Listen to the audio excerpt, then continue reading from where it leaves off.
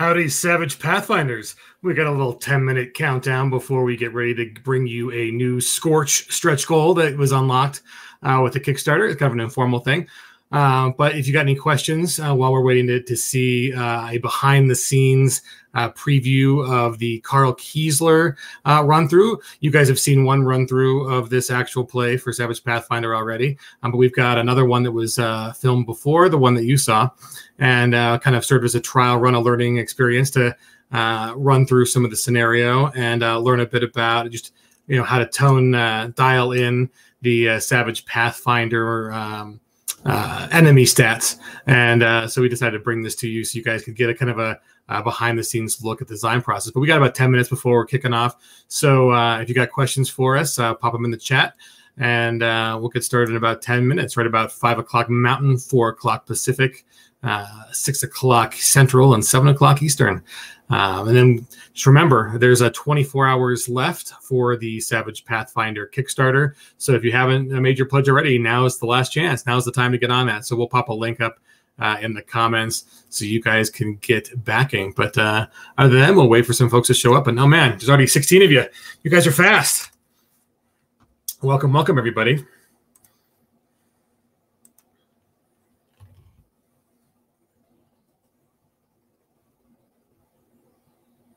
So there you go. There's the link in the comments for you guys to back the Kickstarter. We've got a few minutes of waiting. And I just wanted to say that you guys have been great so far. We've done a lot of rollout of interactive kind of online material during this Kickstarter. And you guys have been very supportive of that. So we appreciate it very much. And you guys hopefully are having a great Valentine's Day today. And I think Skortch might join us a little bit later during the stream to provide some of his Valentine's insights. I'm not sure I'd take his advice, though, but the goblin does have a lot of love in his heart for burning stuff down.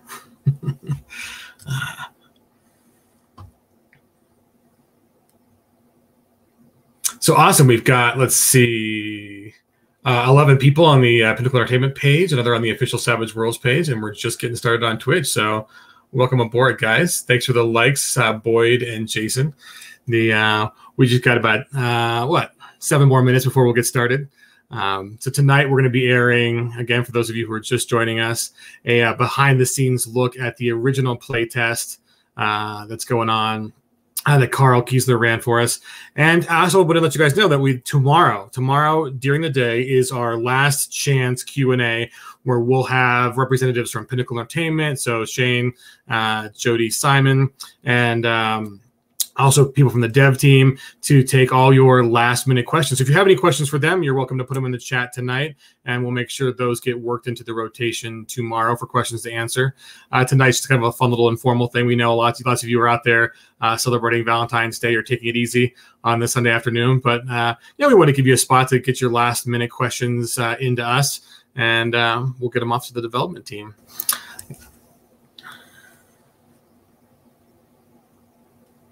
William Strepro's got a cool question. Will spellcasting have multi-action per usual Savage Worlds play? I'm pretty sure that's correct. I'm not on the dev team, but the one cool thing that's really coming to spellcasting that's unique is that the modifiers. There are a lot more modifiers than you've seen so far in Suede that are coming to Savage Pathfinder. And not only is that kind of to broaden the utility of the powers, it's also to really capture the feel of what spellcasting is like in Pathfinder and bring that to Savage Worlds. There are a lot of kind of spells, things that the iconic spells. And if you haven't seen it yet, you can go back to our video on demand on Twitch, or you can go to our YouTube. So the Twitch channel is twitch.tv/PegInc, or our YouTube, Pinnacle Entertainment. And we have Donald Shepis, who is a developer for Pinnacle. He actually did a whole show on talking about how to convert, or how they've gone, the kind of design process on how to convert Savage Worlds spells to Pathfinder. So that's a great show. It's now in high def. When it first came up, the live stream, it wasn't in high def for a lot of you guys, but it's now in high def, so you can kind of zoom in and see his spreadsheet. But he went into a lot of depth talking about how kind of the design process on things, everything from wish to utility spells, to how to adapt bolt and blast, using modifiers, but also kind of just, some of the different assumptions made. One of the things he brought up was about how even just in tactical combat, there are a lot of different assumptions Savage Worlds makes about kind of the size of the map you're dealing with, and what do most players who play in Savage Worlds deal with in terms of scale, and how that changes some of the design decisions on spells. And then he did another bonus show where he talked about kind of the bestiary that's in the book itself. So there's going to be 2 different bestiaries you guys are going to get access to. One in the Savage Pathfinder book itself, which is it's a little more limited. It's designed to be really utility for kind of like the druid characters, or characters that are going to access different creatures in the course of the game. And then now for the levels, there's a whole separate book bestiary, which will include hundreds of monsters.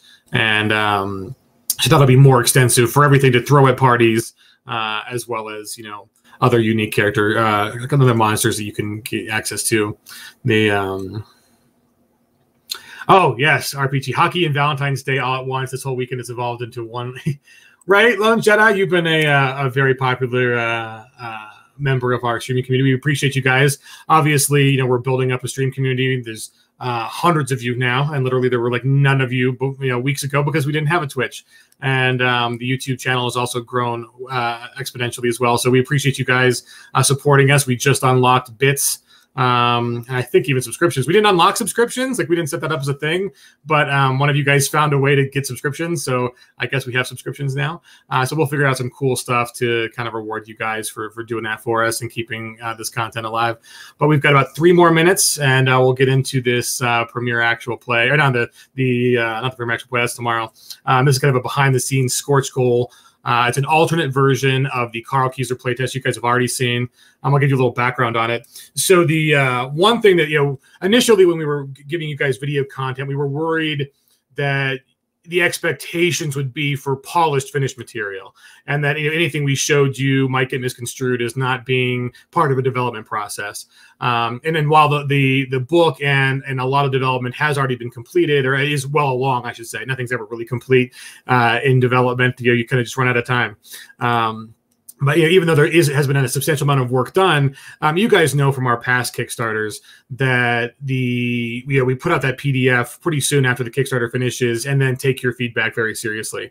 And so that's going to be the same here. You guys will be our eyes on the book, and we'll open our ears to your feedback and just make a better product before we actually send it off to get printed and finalize those PDFs. But part of that process is there's a lot of playtesting that goes along. That's one thing that I think Pinnacle does really well is bring the playtesting to make sure that, for instance, in Hollow's Last Hope, which the finale is going to air tomorrow. Tomorrow it's going to be 7 p.m. Eastern, 4 p.m. Pacific, Hollow's Last Hope premiere playtest. And during that playtest, we'll actually be closing out the Kickstarter. But even in running that the way streamers ran, like Megan ran it, versus how kind of Shane ran it and some of the other dev team, whether it's Theater of the Mind or miniatures, some of those encounters behaved very differently. And so we learned from that and how to correctly stat up those monsters, have the number of monsters, the difficulty level, those kind of things, to be able to serve both of those needs. Because some assumptions that work really well on miniatures weren't the same on kind of the Theater of the Mind. And so you really only get those answers with playtesting. So that's kind of one of the things we want to show you here, is that this playtest is actually one of the early playtests for Karl Keesler's adventure that you've already seen. But after running this, it seemed that the group had a too easy time getting through this adventure. It's really fun. There's some great performances. Candace does her amazing singing. Chelsea's dice explode. So it's a really fun adventure to show you guys. So that's kind of why we're bringing it to you now. But realize that this was a pre-shot before the version you guys have seen, and that the changes were made to kind of beef up those monsters. So I think you guys remember that those bats gave the party a pretty good fight in the version you've already seen. And here, not as much. They kind of breeze through that part. So this isn't final. This is actually part of the development process. So I think because you guys have responded so well to kind of the iterative process that we've already shown you, we feel comfortable showing this to you as a form of entertainment, something like light and fun to watch. The performances are great. The attitude is really great. And what else are we doing on a Sunday night, right? Especially if we're not out there with having Valentine's Day. But for you guys who are having Valentine's Day or watching this later, hope you guys enjoy this. So we'll get kicking off here, and we'll throw up some of your comments on the screen. So let you guys know, we'll keep the interactivity going while we watch this.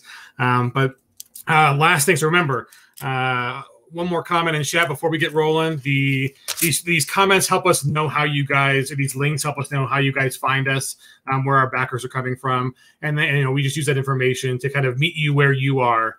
And so if you haven't backed the Savage Worlds Pathfinder Kickstarter yet, get on that. There are over 10 books and a lot of extra supplemental material available in the Kickstarter.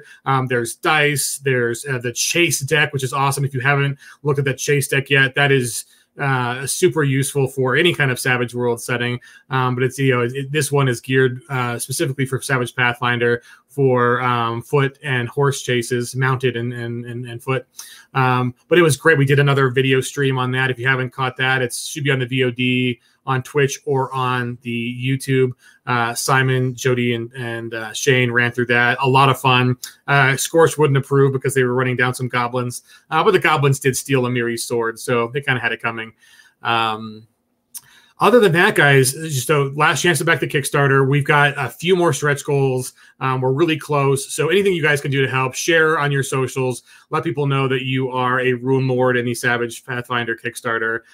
There's 2 box sets. I think they're over 20 pounds. That's like 2 fat babies, I saw someone comment, worth of material, over 10 books. A lot of stuff to run through. And so Rise of the Rune Lords plus the core set, 2 box sets, really your best deal. And I think somebody even ran through on one of the last updates and looked at what the post Kickstarter kind of pricing on those are going to be. And there's hundreds of dollars of value that you guys will get by being a part of the Kickstarter. And then for those of you who want to back and maybe expand your pledge later, we will have a pledge manager. It will be open for many weeks. So do consider backing now, even if you're waiting on like your IRS refund coming out soon or whatever, to really kind of take advantage of the full box sets. You can back now and up your pledge in the pledge manager. So other than that, tomorrow, 5:30 p.m. Eastern Standard Time, which is 1:30 p.m. Pacific and all the hours in between, we're going to do the last chance Q&A. It'll be members of the development team and from Pinnacle. I think Chelsea and I should be there as well. And so I hope you guys enjoy that. It'll be your last chance to get some good questions asked about the Kickstarter, and just enjoy kind of the final hours as we see where the Kickstarter ends up. And then immediately following that, so that's like 5:30 p.m. Eastern. At 7 p.m. Eastern, we kick off the finale of Hollow's Last Hope with Megan Caves.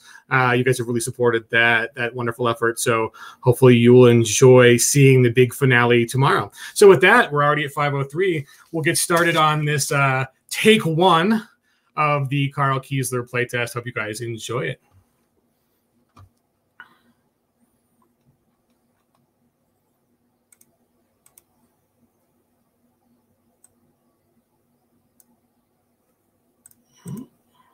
Possession that she won from a frost giant.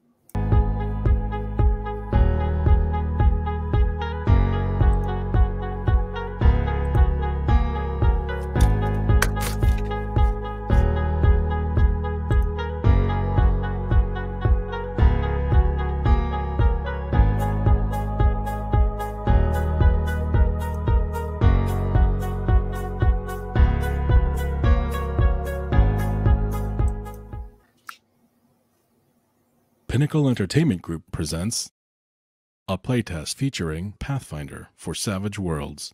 Fast, furious, fun, fantasy. On Kickstarter now.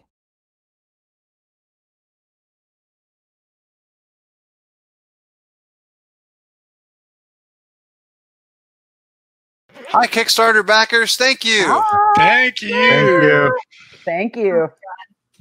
Hi, everybody. My name's Karl Keesler, and We are here to play some Pathfinder for Savage Worlds. We're going to do a little actual play here.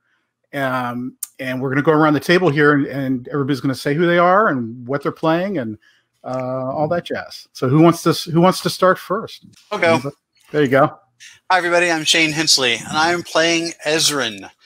Ezrin is a wizard, and he's been around for a while. He's got the elderly hindrance, and he's a bit shamed because his father was a heretic. But he's been going around trying to prove not only his father's innocence, which ultimately he did not do, turned out he was guilty, and discover lots of cool arcane lore and secrets. Cool. Who's next?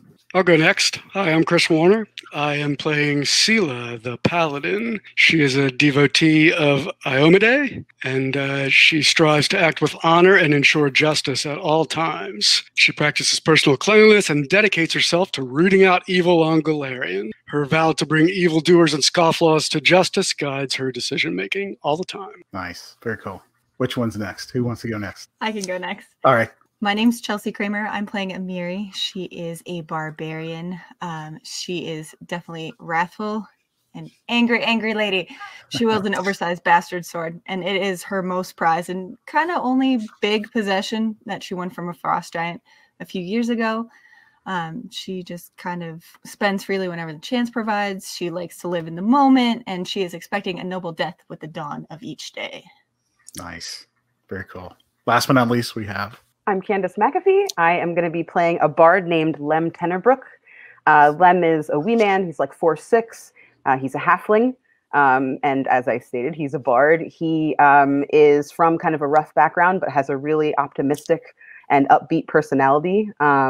He is someone who very much hates and abhors any type of cruelty and is going to step in for, pun intended, the little guy. All right. So let's just get right into the adventure here. Your group of characters, we have Selah, Lem, Amari, and Ezrin. You have all been traveling together for months now, and you're a nice little band of adventurers that have been going and stopping evil here and there wherever you can.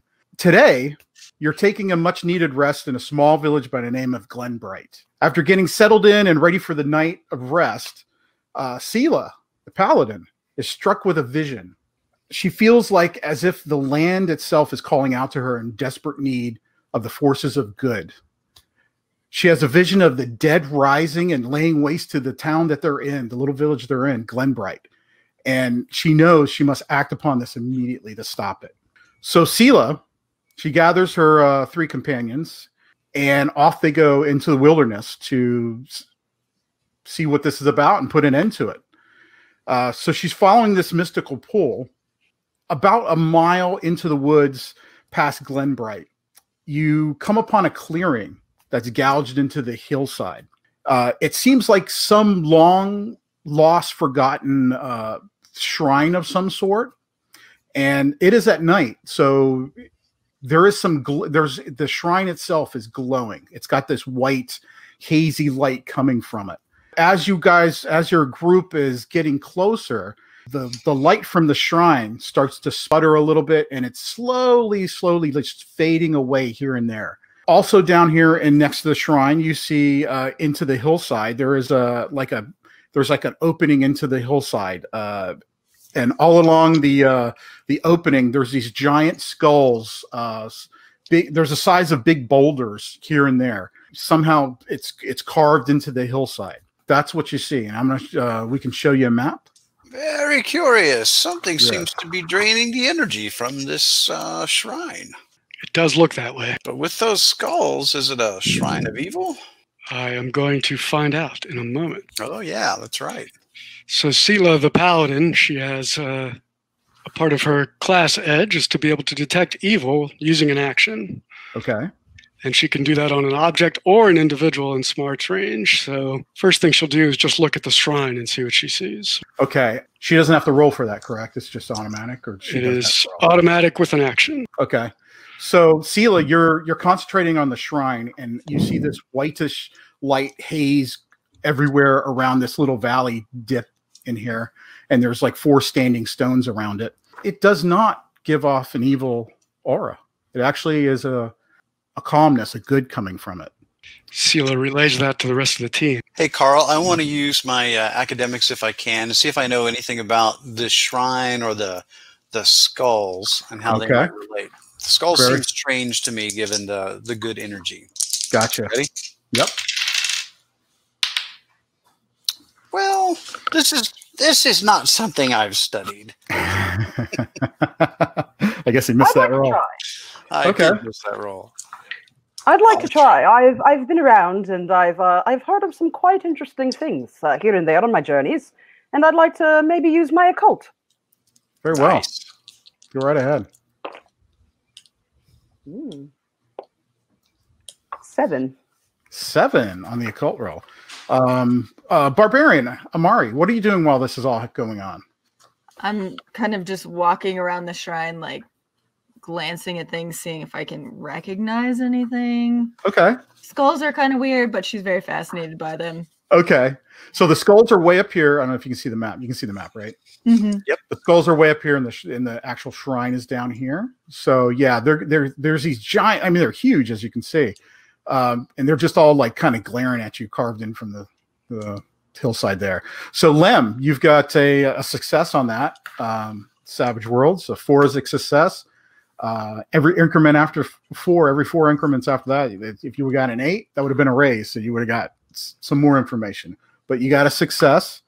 You happen to notice on the ground there where the shrine is, right above the white light that it's emanating, you see a symbol. It looks like an eye with like a sun behind it.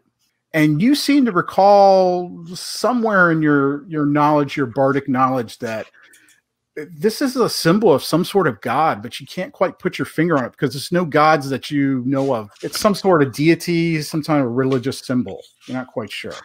Okay, so I turn to Selah and I say, "Aye, lass, come look at this mark. It seems like some kind of goddess or god. That's more your realm, isn't it?" Well, I don't recognize it immediately either, but I will also make an occult roll. Well, you actually get... Yeah, go ahead. Can I'd like to support Chris before he makes that roll. Okay, cool. So I will mention some of the rambling information I have, and maybe somewhere in there is a bit of knowledge that will help Chris in his role. Very cool. So for those who don't know, support lets me roll one of my skills in a way that makes sense for the task, and I roll it, and then I can give Chris a +1 or a +2. So I drop my dice on the floor. I do get a success. So you get a +1, Chris. Awesome. Cool. And Chris, Selah also gets another +1 because of her religion. All right. So Shane, you give him support, Selah, and Selah, you actually get a little bonus because of your religion of Iomade. So you're going to get a +1 to that. Excellent. So I get +2 total support, and then the bonus from religion. So from Lem pointing out the design on the shrine there. Excellent. And Lem should not sell himself short, because actually I think has a probably better occult roll than I do, but we'll see how it goes. Well, I got a 6 on the wild die. Nice. So that is it. So 11 total, +2, 13. Wow, 13. All right. So as you put all your heads together, and the wizard is rambling about things in your ear, and Lem points out the design, and you start to look at it now that you can actually see it as the light is a little going away, and you start to remember that is a symbol of a long lost god, Arodin. Arodin has not been around for ages. Arodin was actually a god a long time ago, and Iomade was actually a paladin of Arodin. So Arodin, when Arodin left the realm, everybody thinks that most of the powers went to Iomade. So she became this goddess, and so that's what it is. It looks like a long lost shrine to Arodin. And it seems the shrine's power is fritzing out. Is that what we're... It looks like it, yeah. As you're standing there, even you can stand there. This is probably going on for about 10 minutes or so right now, if that. You can also, you see in the light just like flickering out. It's just getting dimmer and dimmer.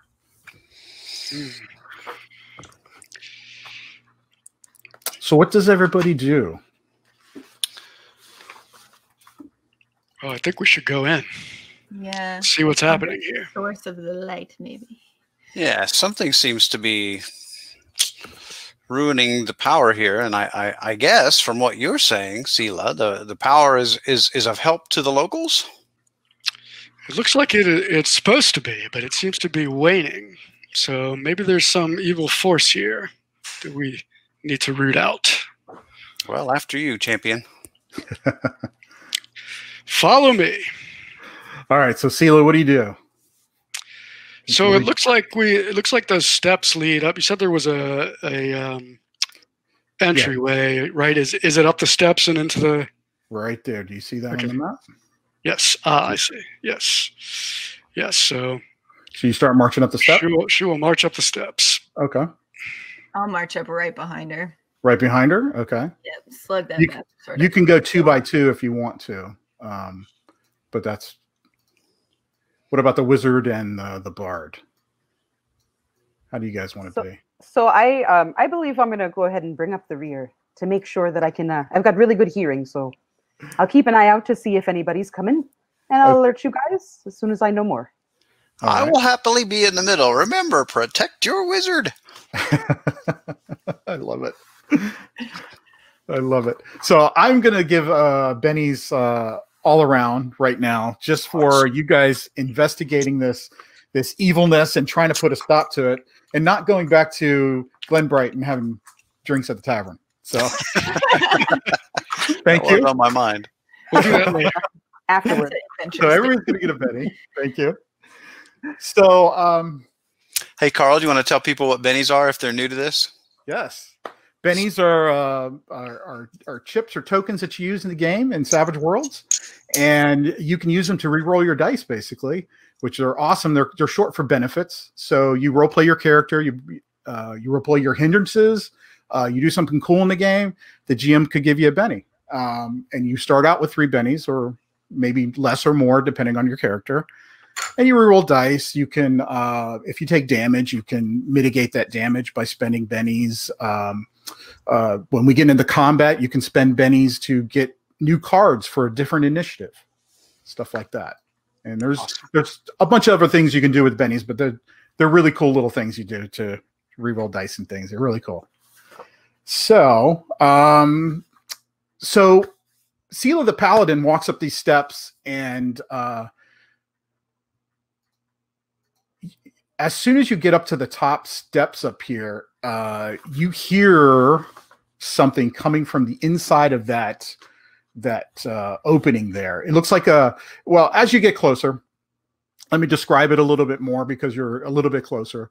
On the ground, you actually see this the carved eye and the sun spiraling out of it on the ground. And this place is old. It's you can almost not really make it out too much, but you can see the edges here and there on the ground of this symbol that you saw back at the shrine. And from what little light is coming from that shrine, that's how you can kind of see it. But the light is going out, just so you know.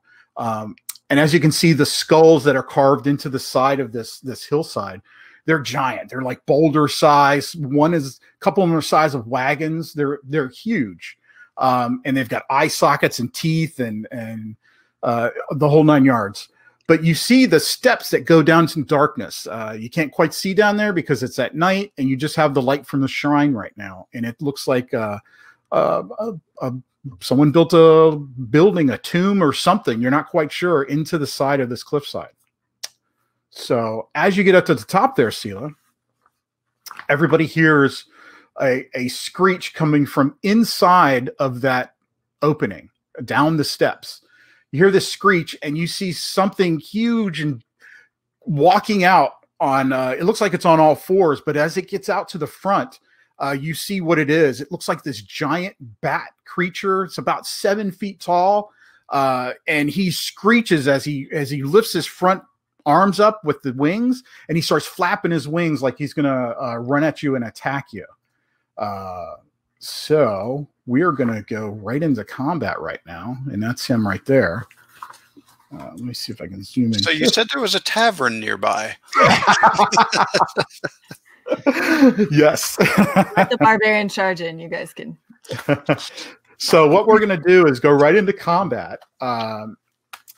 In Savage Worlds, combat is done with cards, playing cards, and they make a cool action deck. It's called the action deck. They make a big cool one where it's oversized and it's really easy to read.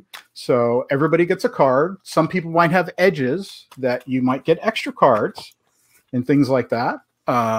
Does anybody have any edges like quick or level-headed or calculating? I don't think so. Nope. Should be in your edges section. I don't think any of us do. Yeah, I don't think so. So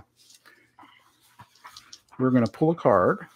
And I'm just going to I'm going to show you the card, but I'm also going to call it out so everybody knows what everybody has. And I'll lay them out over here. So let's start off with Amari. Amari gets a 7 of clubs. 7 of clubs, Amari. All right. Bard, Lem. You got an 8 of clubs. So in Savage Worlds, the highest card goes first, and then we go down. So ace, king, queen, jack 10, all the way down to 2 would be the last in the round. Okay. And then we deal with the suit orders. Reverse alphabetical. I think that's how you say it. Yep. So Paladin, Selah, you got a 6 of spades. These are pretty lousy cards so far, Karl. Yeah. They are. It's painful. Wizard, Ezrin. Let's see what a wizard gets. Oh, a 5 of hearts. Ugh. All right. So this is where our bennies come in, maybe. Yeah. Now, with your I will Benny, not be tricked. you can spend a Benny to get a new draw of a card, and you can pick whichever one you want. So you don't have to take, if you draw a lower card, you don't have to take that one. So this bat creature, he gets, or it gets. So are you a GM who shows us the card or doesn't show us the card?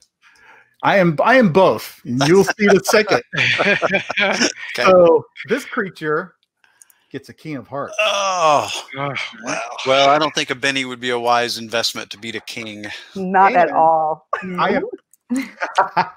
Yeah, that would be tough. But the bard does have an ace. So, all right. So I'm going to draw one more card. And this card I will not show you.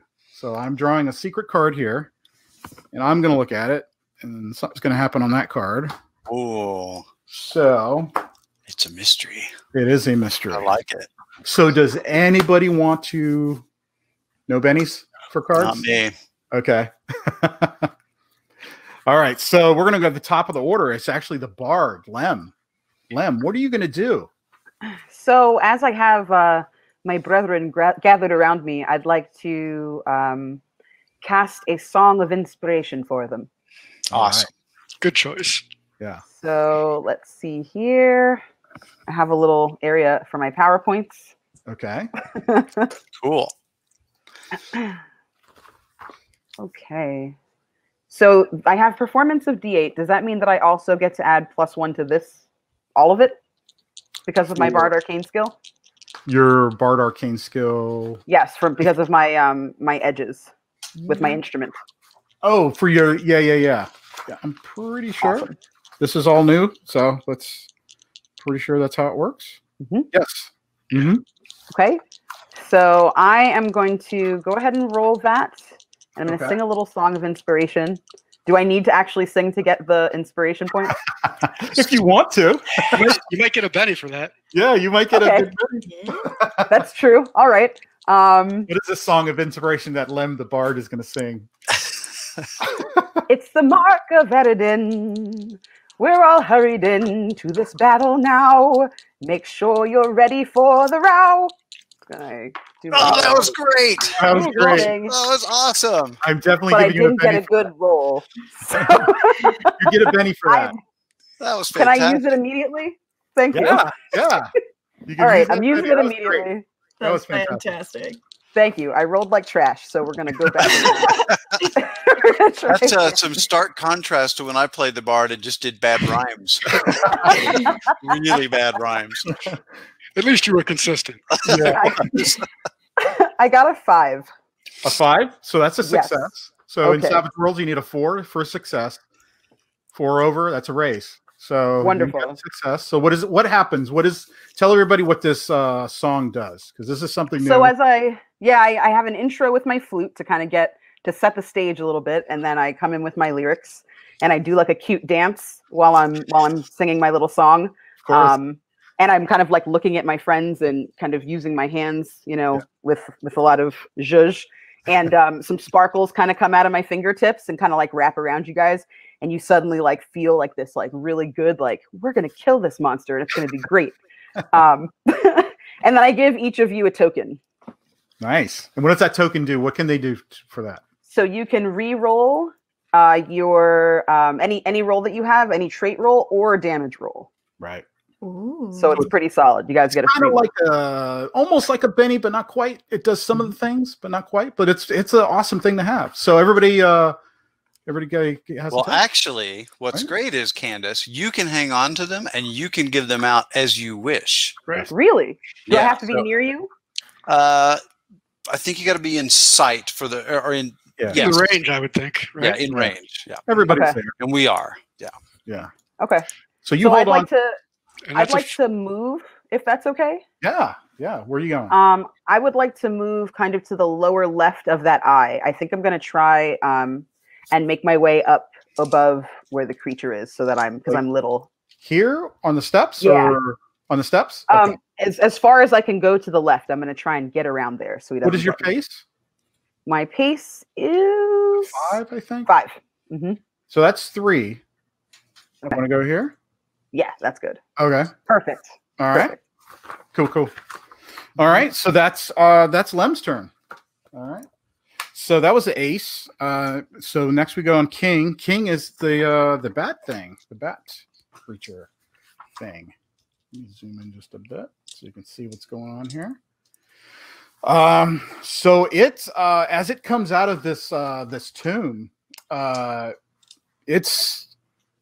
it outstretched its arms. It's 7 feet tall, and you can see as it gets closer, as it kind of glides in the air, it's actually going right for that paladin. Uh-oh. It kind of glides in the air almost, and is running as it's doing it. It's just kind of flapping its wings. It lets out this screech as it's doing that. Right, come right to the paladin. This horrible, bone-chilling screech, and now everybody has to make a spirit check for me. Oh no! Ooh. You can feel it down your spine as it just wails. You need a 4 or better. Yeah. Ooh, I got an explosion. All right. Using the Benny. Okay. Easy come, easy go, right, Candace? That's it. I got a 6. 6. That's perfect. It sounds like Amari made it. Mhm.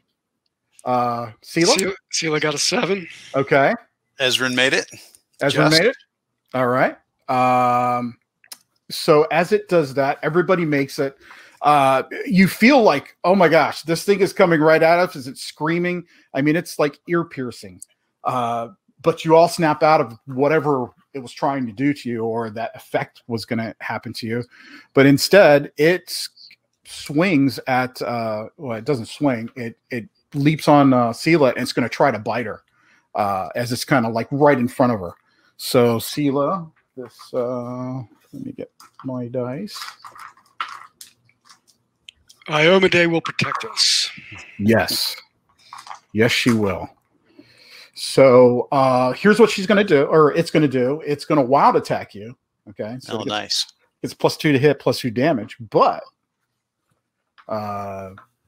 it gets vulnerable. So it's Too bad we don't have a rogue, huh?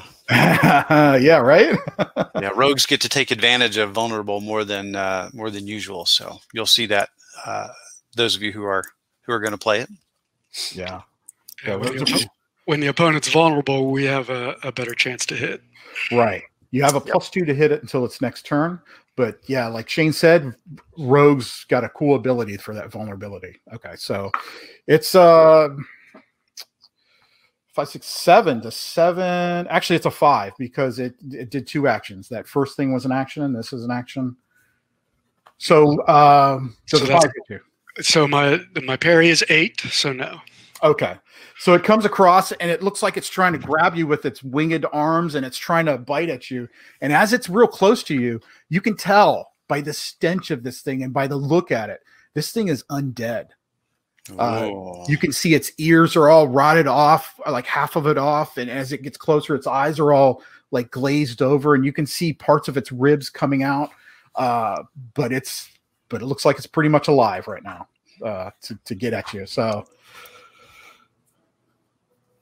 all right. So that was its turn. It's engaged in combat with Selah. And just about then, this is when that mystery card comes up. Uh-oh. Lem's the first one to hear it and see it. As Lem, you're really close up there, and Selah's engaged with this thing. You can see coming out of the Oh no. of these skulls crawling out of the eye sockets of these cave-like skulls.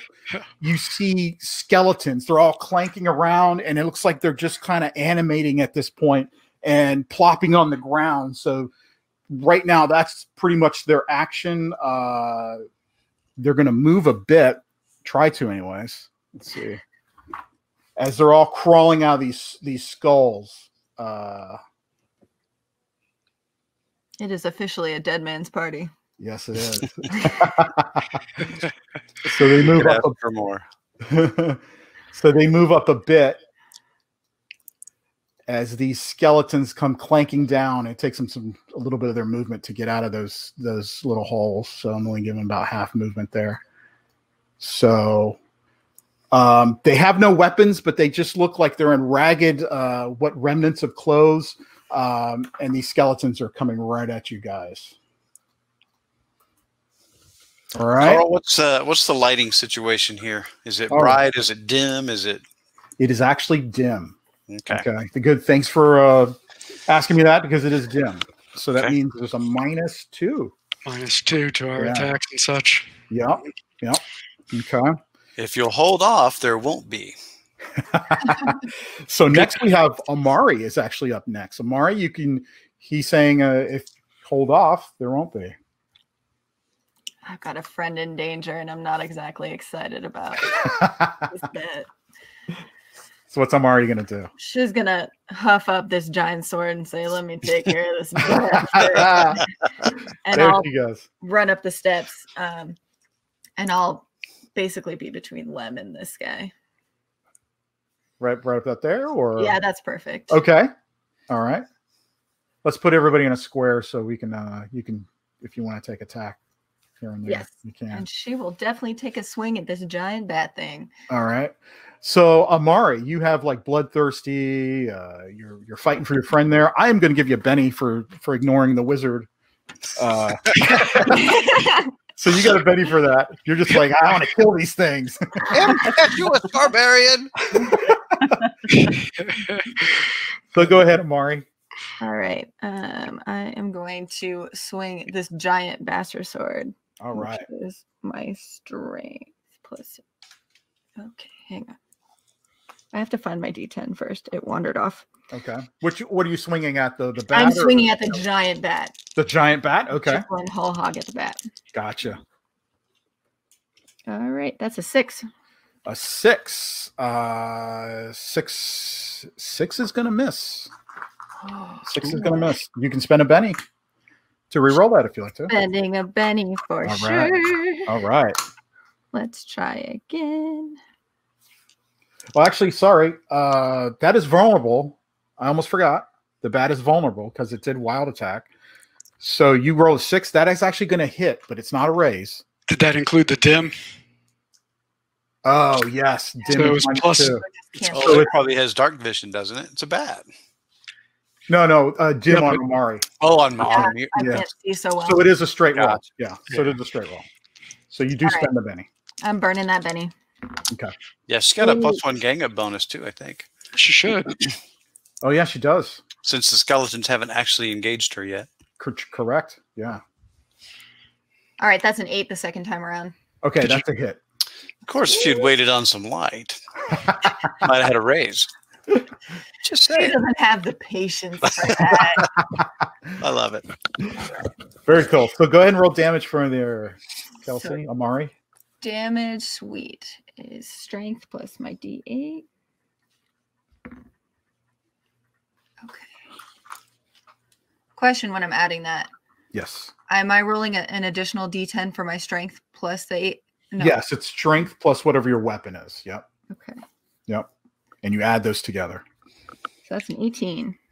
18. Wow. My goodness. Wow. Okay. Okay. So that actually, let me check my little notes here. Okay. So as Amari swings, are you good with that damage before I? Yeah, I'm happy with that damage. Are you kidding me? Because that's another thing you can do with bennies is spend bennies to reroll damage. So No, I'm quite content. yeah, 18 is really good. So as she heaves up that huge bastard sword that she has, and she swings around her head, and she takes a good chunk out of this bat creature. Now, normally that would take him out, but he has some sort of special ability that's keeping him up. But you think maybe one more slice like this would do it, but it's like you just cut into him and pieces of him fell out, and he doesn't really seem to be phased about it. He just kind of looks back at you. But Gotcha. so that's you're still defending the Lem there. So that's 7. Next we have the Paladin. And I'm going to let her know. Just one more good hit. One more good hit. Okay. So she's going to take that good hit right now. Okay. So she uses a long sword in melee combat. Okay. And she has fighting D8, so that's a D8 in the wild die. Okay. She will just go ahead and take that attack. Normally, she would probably do that detect evil as an action to be sure, but we're already being attacked, so there's no reason for that. Yeah, it looks pretty evil to you. Yeah. All these things. So she's just going to take the attack with her one action attack. Okay. So here we go. Ooh, that was not so good. So I got a 5 total. 5 total? It's not going to hit. I'm going to spend a penny. Is that with the dim and all that stuff? Yeah, it's a straight roll, right? Because we said that was equaling out right now. Yep. Because So I'll spend a penny and re-roll that. Boy, she is not having a good night so far. Gosh, if only you had some light. If only it was light. That was a 2, not a critical failure, just a 2. Do you need some inspiration, Paladin? Yes, that's an excellent idea. Yeah. So I do like a little gesture and I flip the coin over to Selah. So she will take that re-roll right now on that very cool. on the trait roll for fighting. Okay. Wow. Nope, that still misses. A 4. 4. Iomede's putting you through the works here. She wants to work for that. Yeah, Selah does not like to have a defeat, so she's going to spend another penny and roll again. Ooh. Man. People that play with me know I spend pennies freely. That's what they're for. That's what they're for. So there's a 6 on the wild die. So that's an ace, and I get to roll again. Very cool. 11. 11. Okay, that is actually a hit with a raise. Excellent. So the raise means I get an extra D6 plus my normal damage, which is 8 plus 8. Right. So I get 2 8-sided die and a 6-sided. Okay.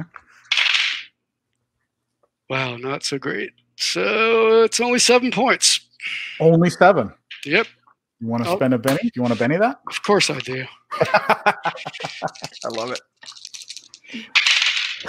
Okay, so that's much better. I got a wild die, 6 again. This wild die is coming in handy. So that's 12 plus my ace, 14 points. 14. Yeah. So how do you kill this thing? How do you take it out? You go ahead and describe for me. Well, it's got bat wings, so she slices through each of the wings. and then watches it fall. As you slice through both of the wings, they fall over, and it just kind of tumbles and falls off the edge over here, right next to the wizard down here. Yikes! Ah! As it is no more, this creature is no more, but you still got skeletons. Now, you haven't taken a movement. You can still move if you want to. Yeah, and she will. She'll move right up to the right and take on both of those skeletons. Right up to the right here? Yep. All righty. Cool. Very cool. Okay. So last but not least, we have the wizard. That's right. Well, given that we're still being attacked by lots of undead, and I've been conjuring circles of light that nobody was patient enough to wait on, I will use my magic staff and lighten the area. So I'm going to cast it in a large burst radius centered right on that eyeball. Right on the eyeball? Okay. Cool. Very cool. All right. So that's a light, right? It is. So go ahead and make that roll for me. Okay. And I have Arcane Bond with the staff I'm waving around. Okay. Which gives me a +1. Yeah, I could use a little inspiration, Candace. Absolutely. All right. Thank you. So I spin and I kind of kick on the back of my heel, the token. Okay. I gotta have a flair. I didn't get a raise, but I was successful. All right. So yeah, there you go. So there is let there be light. So very cool. As he lights up the area right there. I use that. That's the large burst template there. So it gives you as long as you're inside that thing, you don't suffer from that dim penalties. So and these skeletons kind of like they hold their hands up, but they're still shambling at you guys. Okay, they're still ready for the fight. And I'm going to hang back there where I belong. Okay, that was my next question. Did you want to move? I do not. Well done, Ezra. Yeah. All right, so we're going in the next round of combat here, and everybody's going to get a card, and I'm going to start off your cards. Start at the top of the order here. I got the Barbarian Amari. You've got a 10 of diamonds, Amari. It's pretty good. It's not bad. Bard, Lem. Jack of clubs for the Bard. Jack of clubs. Paladin, Selah. Oh, 3 of hearts, Selah. Not so good. 3 of hearts. Wizard, Ezrin. Oh, Ezrin. 2 of diamonds. Ugh. Wow. And last but not least, I am going to tell you what the skeletons have because they're there right in front of you. And they've got an ace of diamonds. Wow. Wow. GM's getting some good cards. Yeah. They're But, energetic. You can't do anything about it. Let's see if he can now. Does anybody want to spend a penny to get a new card? Just asking. Nope. No, I didn't think so. All right, so let's go around the top of the order here. I've got let me do some movement here. So that's going to be right on the Barbarian there. Another one on the Barbarian. Let's put 3 on the Barbarian. Oh, yay. And 1 at Lem. I love it. 2 on the Paladin. So you got Paladin has 2 skellies, and Amari has 3, and Lem has 1. So let's go with the smallest one there, Lem. Smallest amount, I should say. No offense, Lem. Biggest personality, I think. Yes, I think so. All right, so Lem, this thing's attacking you with claws. They don't have any weapons except their nasty, sharp hands with claws coming at you. And it rolls a 2 against your parry of probably better than that, I hope. Definitely. Right? Yeah, definitely. My parry is 5. Okay, your parry's 5. So it doesn't hit you. You just kind of maneuver out of the way as it's shambling towards you and clawing at you. Let's see. We've got next. Let's do the Paladin. Selah, you got 2 coming at you. Now they have a gang up bonus there, with +1 each because they're outnumbering you there. So let's see what happens. +1 each. So 1 is going to miss. The other one, I get a 10 total. What is your parry? 10 will hit. Parry's 8. So Okay. So that will be a regular hit. That's just a regular hit. So let's go ahead with damage on these fellas. That is 7 points of damage coming at you there, Selah. What is your toughness? Toughness is 9, and that is partially because she wields a shield, and that gives her a parry bonus. There you go. So no, sorry, that's the bonus to the parry. That's my mistake. Her armor is the addition. So her toughness is 9 because of the chain armor she's wearing. Okay. And for combat, I have to roll basically their parry. That's the target number the bad guy has to get to hit them. So I got her target number.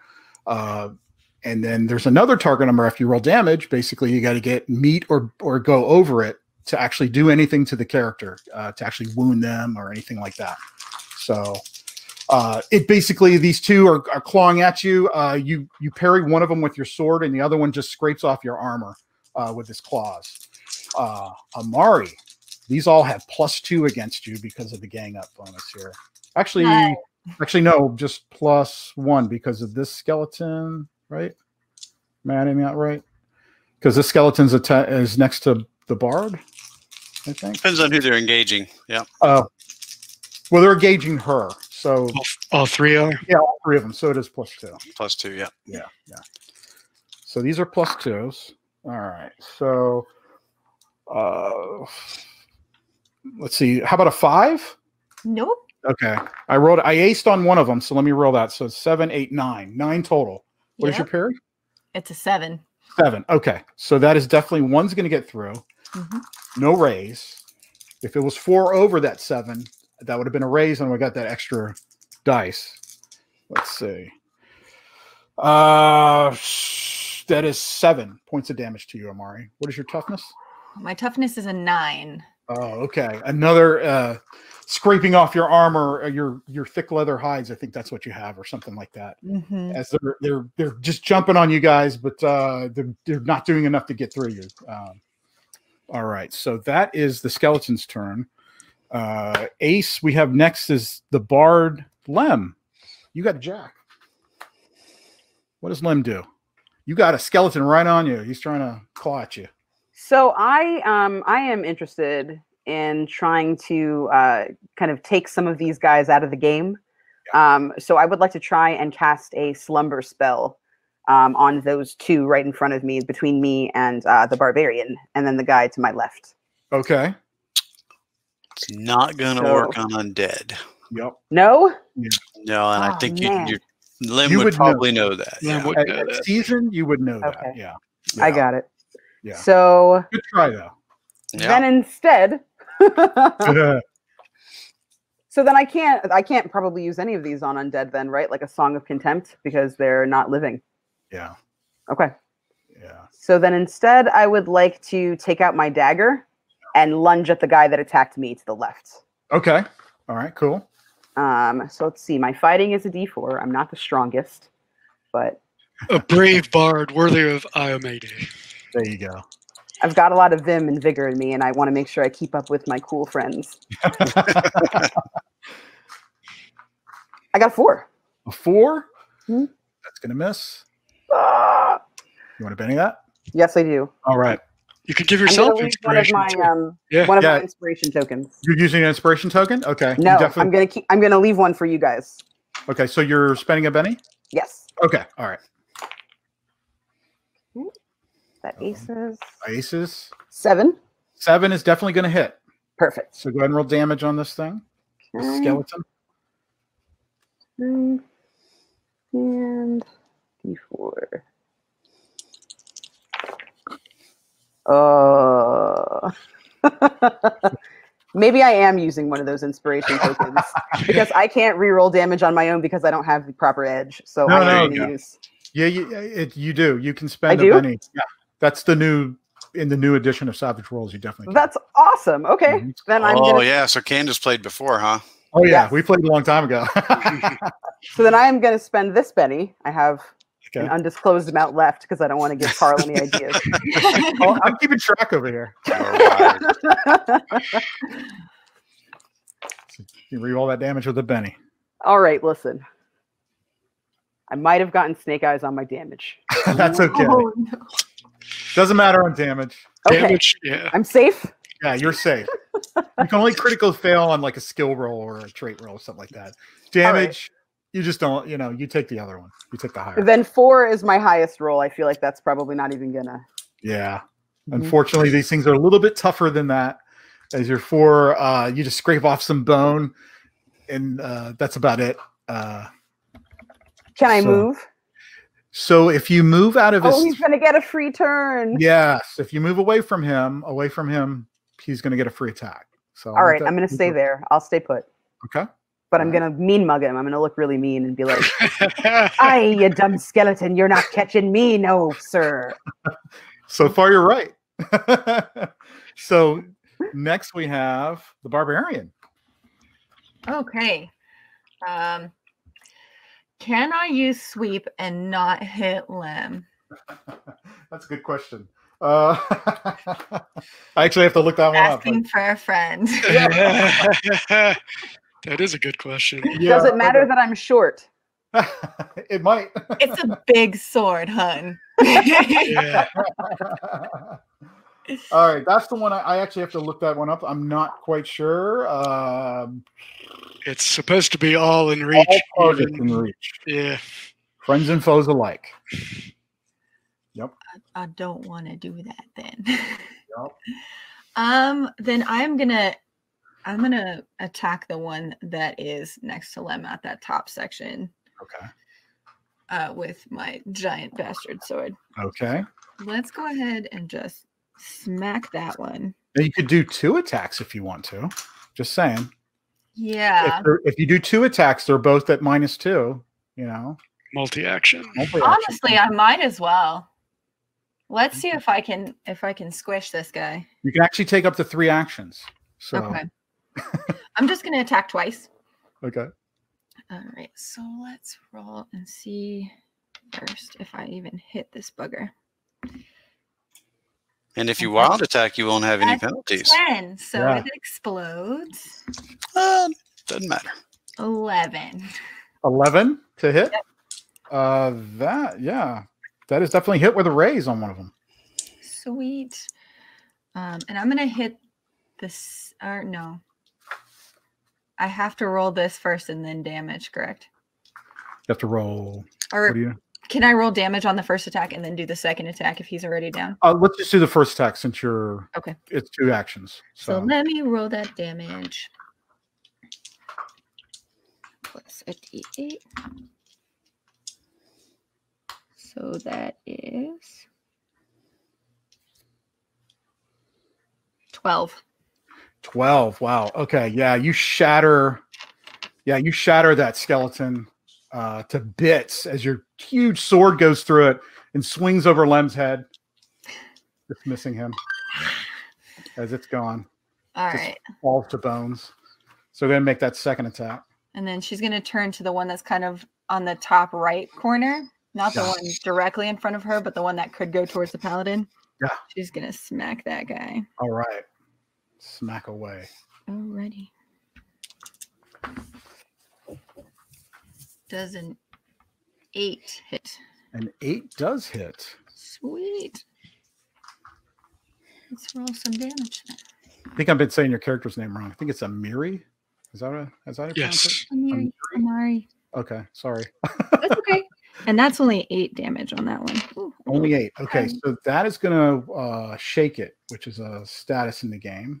Let me get your shaken. And are you going to stay there? Did you want to move or anything, or you good? You good? I'm good for now. Okay. That's the one that's shaken, right? Yes. Okay. That's correct.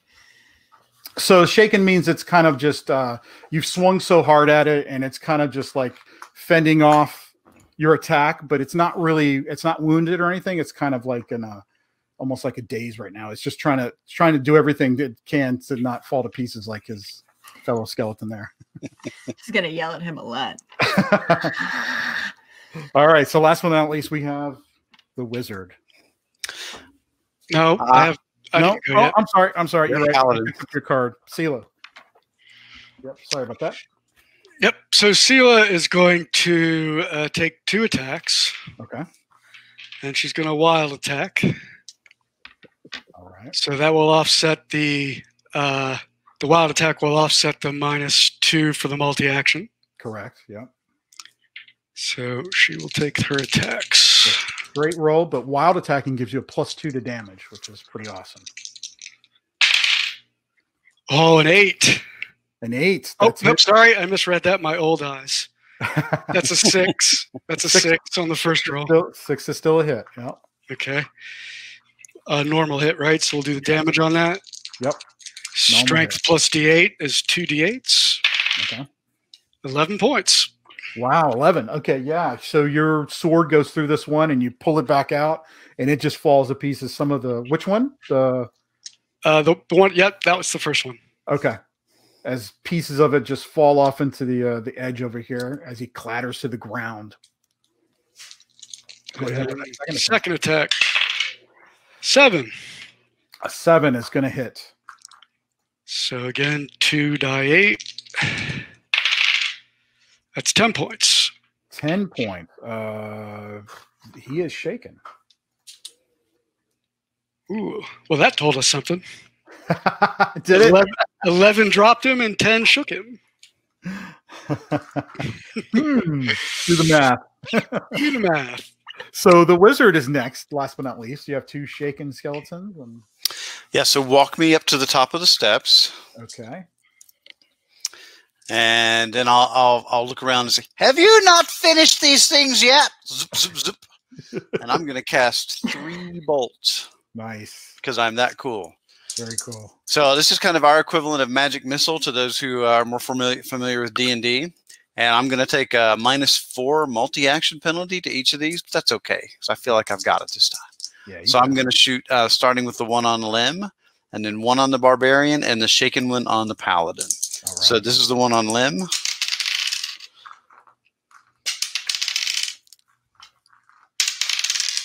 Oh, Well, that man. would be a 20 -4 or Oh, -3, 17. God. That is definitely a raise. I tip my hat to you.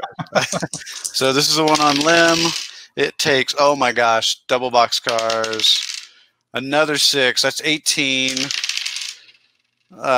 24 points of damage. 24. So what does your bolts look like? What are they? So these look like kind of glowing blue bolts that race out from the cane, which is actually a bonded object to me, and smashes into the skeleton. Very cool. As he explodes and pieces of him fall over Lem, be raining bones on him.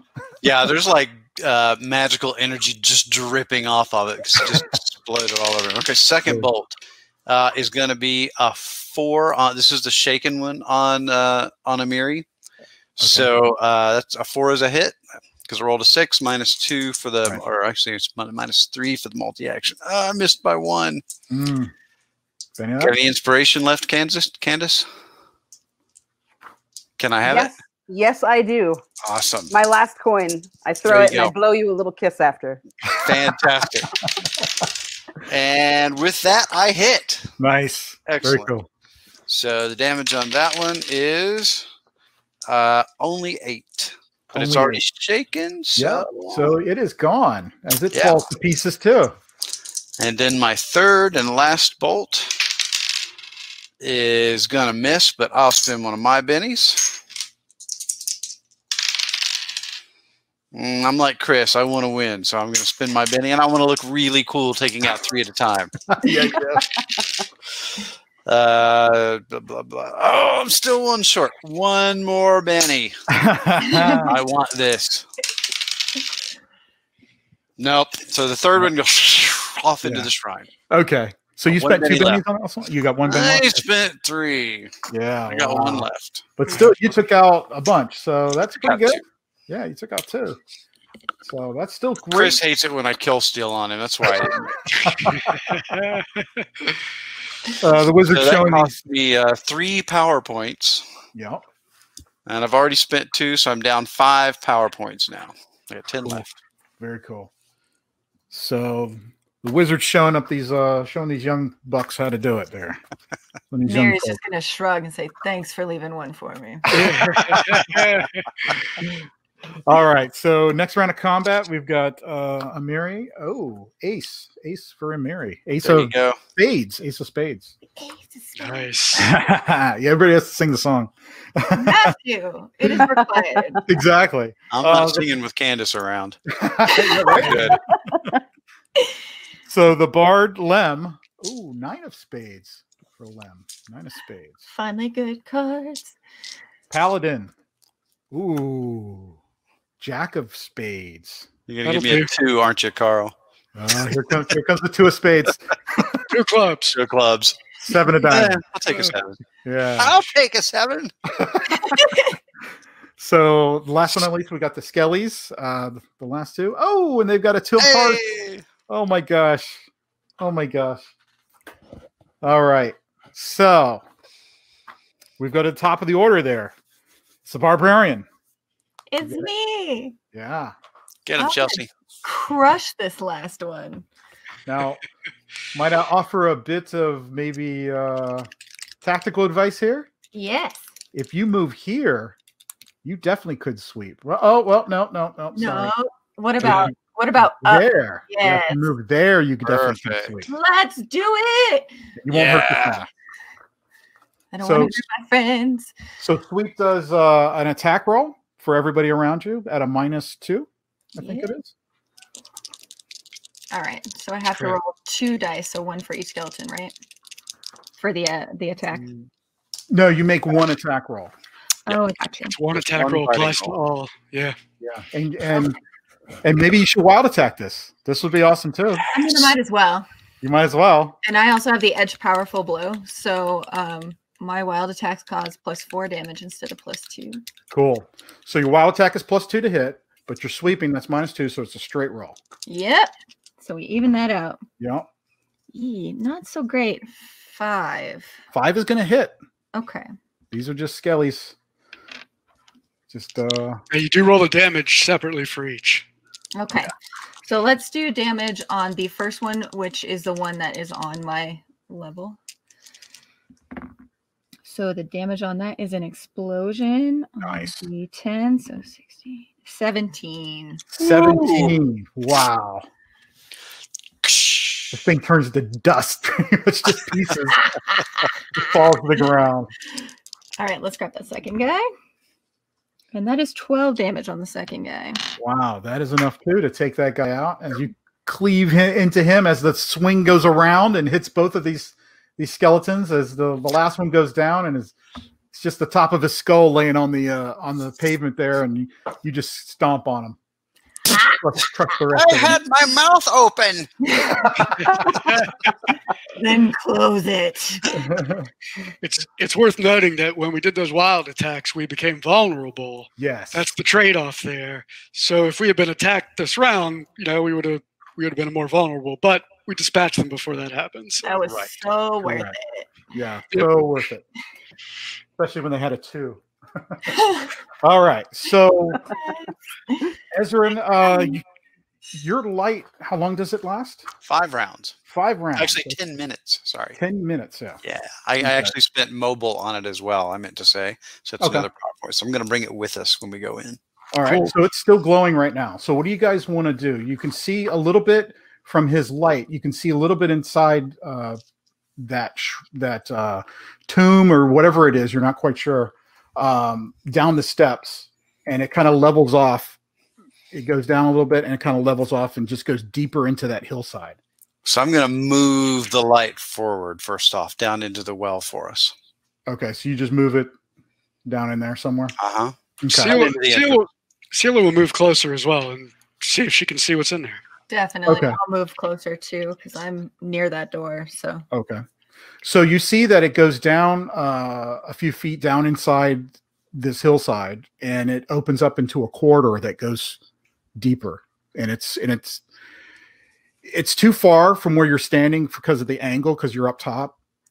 You can see about a good 2 or 3 squares in, but that's about it. And it keeps going deeper. You don't see anybody in there. You don't see anything in there. It's just like a stone corridor.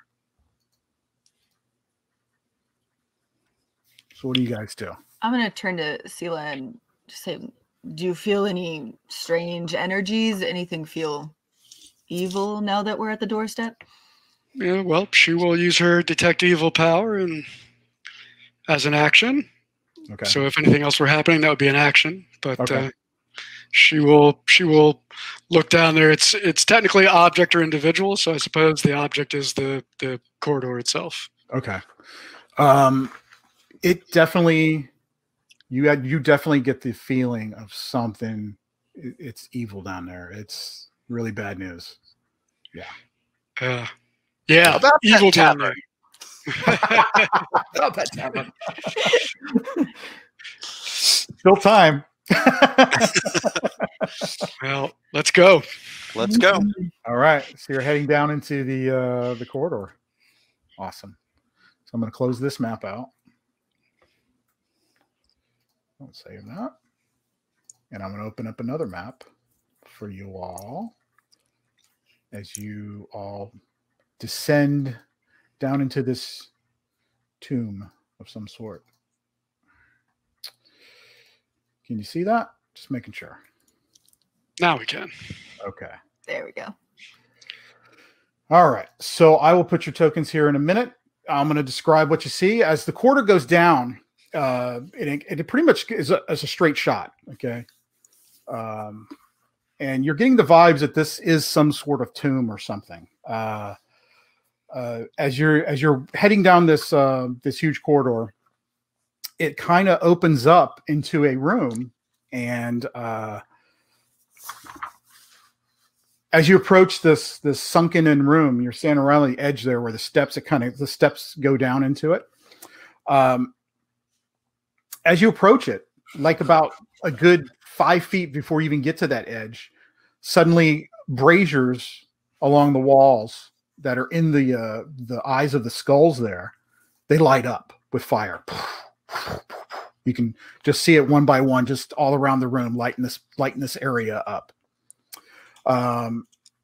You immediately smell something like an oil or something like that, something like lamp oil or something. You're not quite sure, but it stinks of something that could possibly ignite or get on fire. I mean, it just smells like you spilled a lamp in here. But it reeks throughout. As you get closer, it reeks throughout this room. It's so strong that if you feel like you hang out here too much, you'll start getting headaches and stuff like that. You're starting to get dizzy. But as you peer into this middle of the room, you see that it's cracked and sunken in this room, and it's filled with a good 6 inches, you're guessing, of it looks like oil. You're not quite sure what it is. Some sort of liquid that's just bubbling here and there all along the surface. And the stairs dip down into here, and pretty much the only way to cross is you're going to have to step in this stuff from where you're standing, from what it looks like. There are 8 pillars in here that go to floor to ceiling. And like I said, there's these like 8 skulls, 4 on each side of the wall. And the room continues on, like it opens up to a bigger corridor, and it continues on into darkness. So I need everybody to make a quick notice check for me. Mm-hmm. This literally smells like a trap. Yeah, this is like a real bad trap. Ooh, I got an explosion. I'll just put it something like this so you can see what's going on. 5. That's a success. I got a 4. 4, that's a success. Same here. 5. 5 success. What did the Barbarian get? I got an 8. An 8. Woo. Okay. The one with the raise, the Barbarian. As you step in here and you're looking over the edge, you're looking down at your feet, and you notice something on the ground. There's like because this place is old and ancient, it has dirt encrusted in these runes that are on the ground. You can clearly see there's some sort of writing or carved in words or something, but there's dirt in here. You'd have to like brush it away. You just barely saw it. She's gonna kick at him with her foot. Wait, what is that there? Just trying to sweep them off. She's not trying to like get rid of them. She's trying to kind of sweep off to see if she can see them better. Okay. As you do that, you start to sweep it off a bit, getting some of the dirt out of the edges of these. And there's 2 flagstones that you're standing on. I'll just move. You can see there are runes under here, all kinds of strange symbols and things like that directly under your feet. All right. So she's going to... Nothing's happening. You just see them. So move to the side. Okay. Anyone know what these are? Can I try academics, Karl? Yes.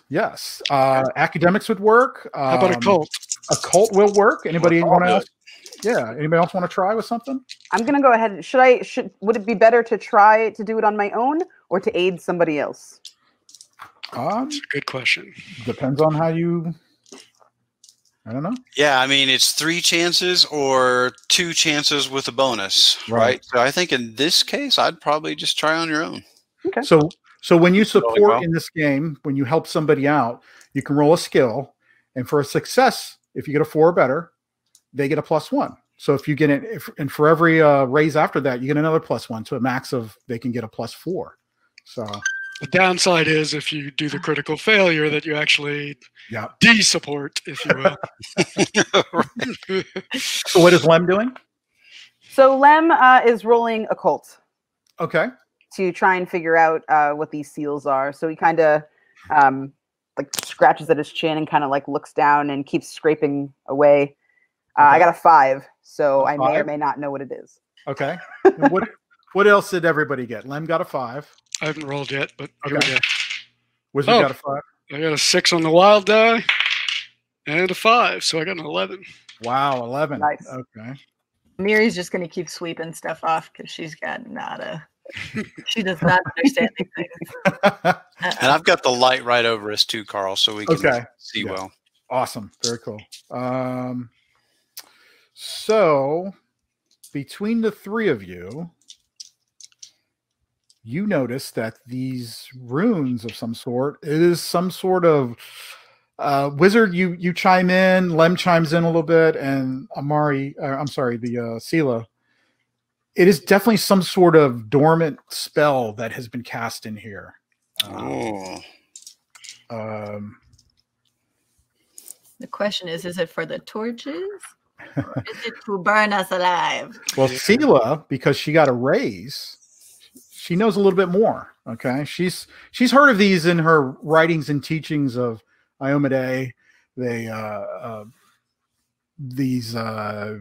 You actually read a story about an evil necromancer once that trapped his lair with these kind of like exploding runes type thing that might be triggered if you walk into this room.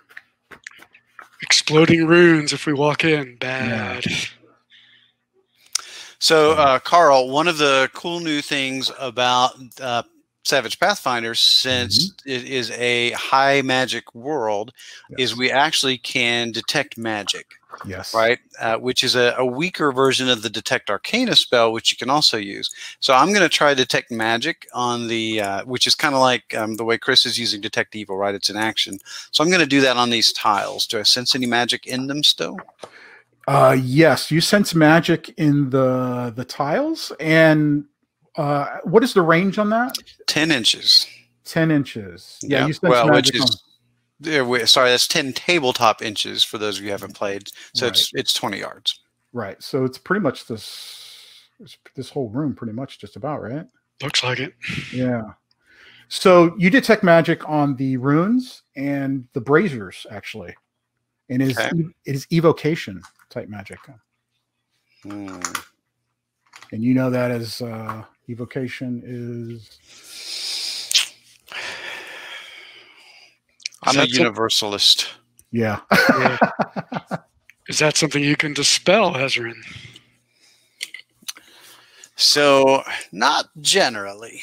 If there's a specific effect on an item, I might be able to, though it's very difficult. It's usually more for spells and powers, but it's possible. But not until it actually came to life, most likely. So the damage to the floor, that looks like something. Does it look newer? No, it looks older. Yeah, it looks pretty much like it's been here for a while.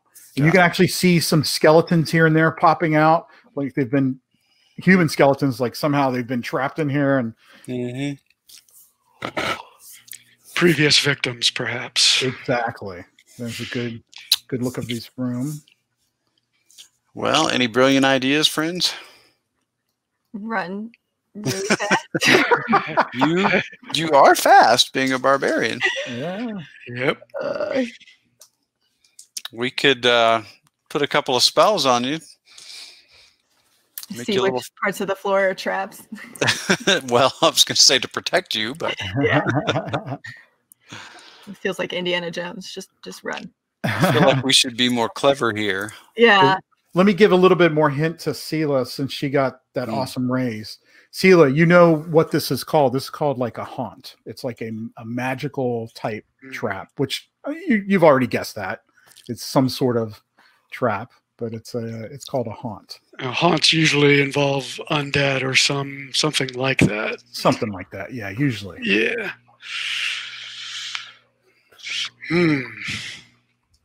So what are you all going to do? So, do you think it's going to bring something to life? Is that what you're thinking? I don't know. Well, if it's just undead, we have to worry about. That doesn't seem so bad.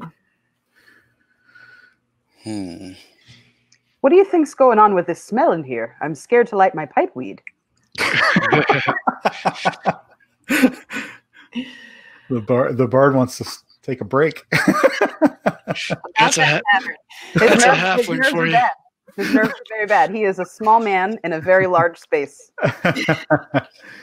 Well, you know that with possibly with thievery, you could possibly find the right way to turn these runes off.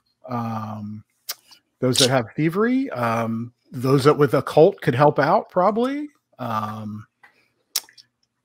So Lem has both. Which one would I roll? Because I've already rolled occult to try and figure out what it is. I do have thievery, so I can try to. Is there like a mechanism or something that I might be able to mess with? Or well, you know, with runes like these, sometimes like movement on the rune, like a certain way, would turn these things off. Like it's like a certain thing you have to touch on the runes to like a pattern, maybe. Or... Exactly, that's what I'm getting at. Like a pattern you have to move around and on the runes to possibly turn it off. So we should try to support you somehow. Yes, definitely. So I'm looking at the rune, I'm standing over it, and my feet are kind of on the little like petals of it, like there's like little indentations. So I start kind of trying to like lift my feet and find a pattern and step in the right areas. All right. So Candace, I'm gonna support you with a cantrip. So the way cantrips works are I have detect, conceal, arcana. So I'm going to use the detect arcana power, Karl, as a cantrip, which means I don't spend any power points. I just make a support roll for Candace, and I'm going to use my spell casting to do that. Perfect. So I'm going to help point out stuff as she messes with it, and she gets a +1 from me. Nice. I will try to support with occult. Okay. If that. Trying to remember those runes from that story. Yeah, maybe I remember a pattern about the runes or something like that. Okay. 6 on the wild die again. That's the only thing treating me right tonight. So 7 total. So that's another +1, right? +1, so that's +2. Chelsea, is Chelsea going to help out in some way? I mean, I could stare at Lem's feet and be confused. The barbarian helps by not helping. She's just gonna sit. Intimidation roll? No? I don't know if intimidating really works. Okay, that's cool. Work harder. You've got this. I believe in you. Yeah. So I myself got a 9 plus my 2, so I've got an 11. That's nice. Great. That's great. That's actually, you got it with a raise. Excellent. Almost with 2 raises. But you got it with a raise, which is exactly what you needed.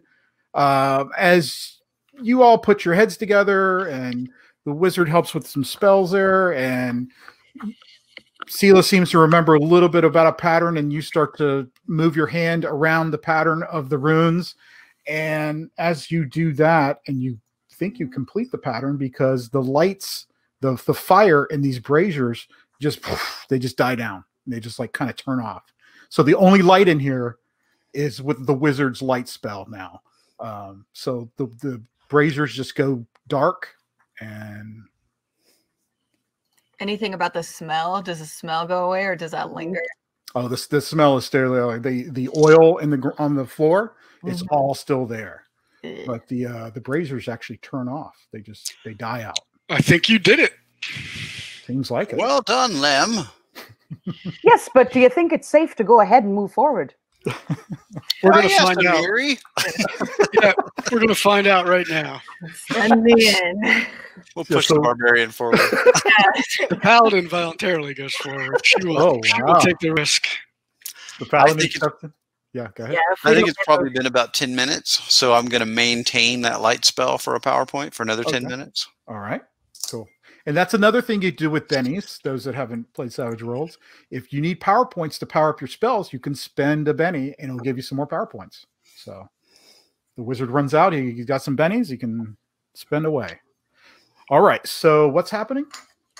Selah and I are going to move. I'm heading straight for the opposite side. Same. All right. Are you running, or are you just walking around, or what's going on? How you guys doing this? That's a good question. I was not planning to run, but I glanced at Mary. What do you think? Let's run. Okay. Okay. All right. So let me see those run rolls. So when you run, you roll your pace. Right. It's a D6. And so my pace is D6. I think Amiri's might be higher. I have a D8. Okay. Where is my? I think you have an 8 pace. Yes. And a D6 running. Oh, D6 running. That's right. The barbarian does. Yeah. Oh, gotcha. Yeah, the barbarian gets fast, which is +2 just to the pace, but then it's a D6 running. Yep. Yeah. And I got a 3 on my roll, so I can move my normal pace +3 with the running roll. I think Lem and I are wondering why you guys decided to suddenly run off and leave us. My head hurts. Quite baffled. Let's get out of here. So what did the barbarian get? A 4 on the die. Oh, 4. So 8 + 4 is 12. So that's 9. Zoom. Wow, where'd she go? She just ran.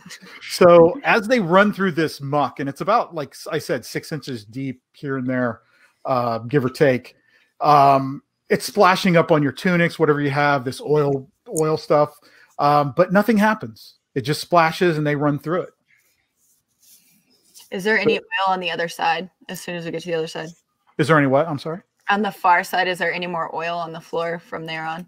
No, from there on, it actually kind of goes up, and you actually see steps that go up. So you can't, the corridor keeps going off there, but the steps you can't see past that because the steps are so tall. You know what I mean?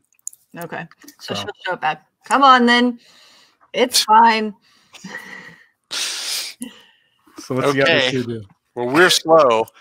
Shall we, Lem?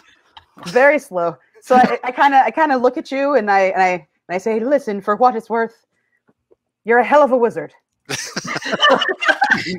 I'm suddenly worried. There's something I didn't catch. Ooh, I ran my maximum speed, which is 9. Oh, wow. Yeah. You're right up here. Actually, one. But I'm staying with Lem. I'm going to stay with her if she's slower. Lem is very slow. Lem got a 2. So 6. Or no, 7. Is that enough to get me along? Do I have to re-roll? That's 7 right there. Good. All right. And I don't know if you can re-roll or running. Yeah, you can't. Okay, that's good to know. Yeah, I'll stay with Lem. We'll stay together. All right. So you guys run across, and you're kind of standing in a little bit of that oil, and you're still trying to get across, but nothing is happening. It seems like your trick with the runes at the beginning of this room here kind of turned them off, or whatever was going to happen is not happening. You're not quite sure, but it's quiet in here. You just hear your footsteps running across this oil and the stone floor. Well done, Lim. You seem to have disarmed this trap. I believe we would have all caught fire otherwise. Oh, thank goodness for that. My guess. Outstanding. So we Very can cool. probably still catch some sort of fire if there's a fire in here. She's gonna take out like her spare water skin and kind of try to rinse off some of the oil and hand it over. See if anybody else. Yeah, that'll work. Now you're just oily and wet. She's not a smart lady. So you try, but it's oil and it's tough. Yeah. Iomade will protect us. No worries. Of course.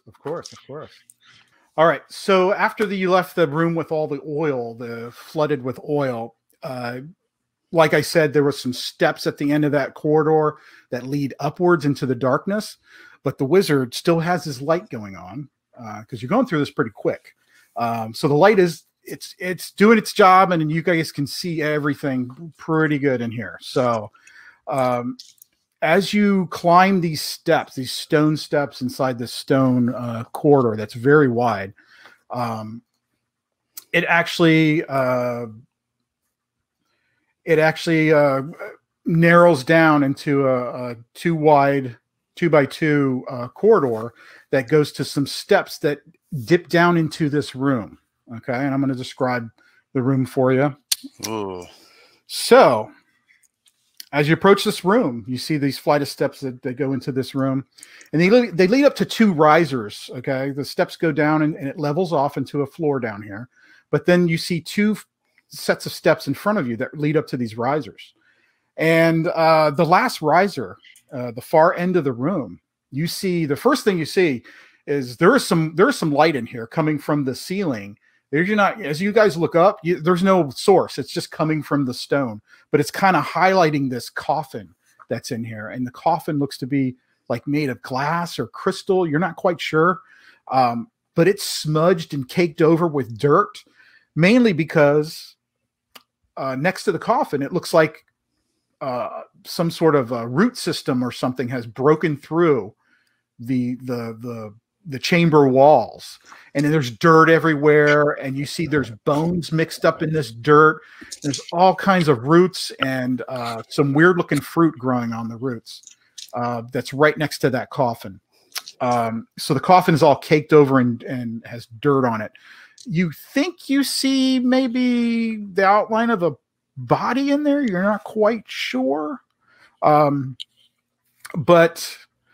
And that light, that weird, mysterious light is shining right onto this coffin. But as you guys stand there, as your group stands there, taking this whole room in, you notice right above you, okay, in the archway, there is some words written up there, and you can't quite make it out. You'd have to like maybe throw some water up there and rub it because it's all dirtied and stuff on it, but you can't quite make out all the words that are written up above you guys. So what do you guys do? What does the group do? Take some water off of my still wet boots and just kind of smudge that away. What are you doing? I'm trying to see something. Hang on. So it actually comes in handy with that oil water mixture as you're just like rubbing all that dirt as it cakes together and it kind of flakes off. And there's some writing above there. And as you read it, this is what it says. Here lies the worldly remains of the great and powerful necromancer, Fester Vekris. Beware to those who seek to plunder the dead. The mighty Vekris transcends death and achieved immortality as a lich. Enter at your own risk. Well, Chilling as that is, this is a mighty small tomb for a lich. yes. He must not have been a very good lich. Real shady in here. So the paladin would like to cast a couple of spells on herself. And so you are seasoned adventurers. You're at season ranked, and you know what a lich is. Okay, the lich is an undead, is a necromancer that seeked life after death. and has come back as some sort of undead. Okay, a sentient undead that he can think and he's all powerful and all that stuff. So Selah would like to cast a couple of spells on herself with her spell training ability. She can do a boost trait. She would like to boost. She's going to spend 2 power points to boost her strength.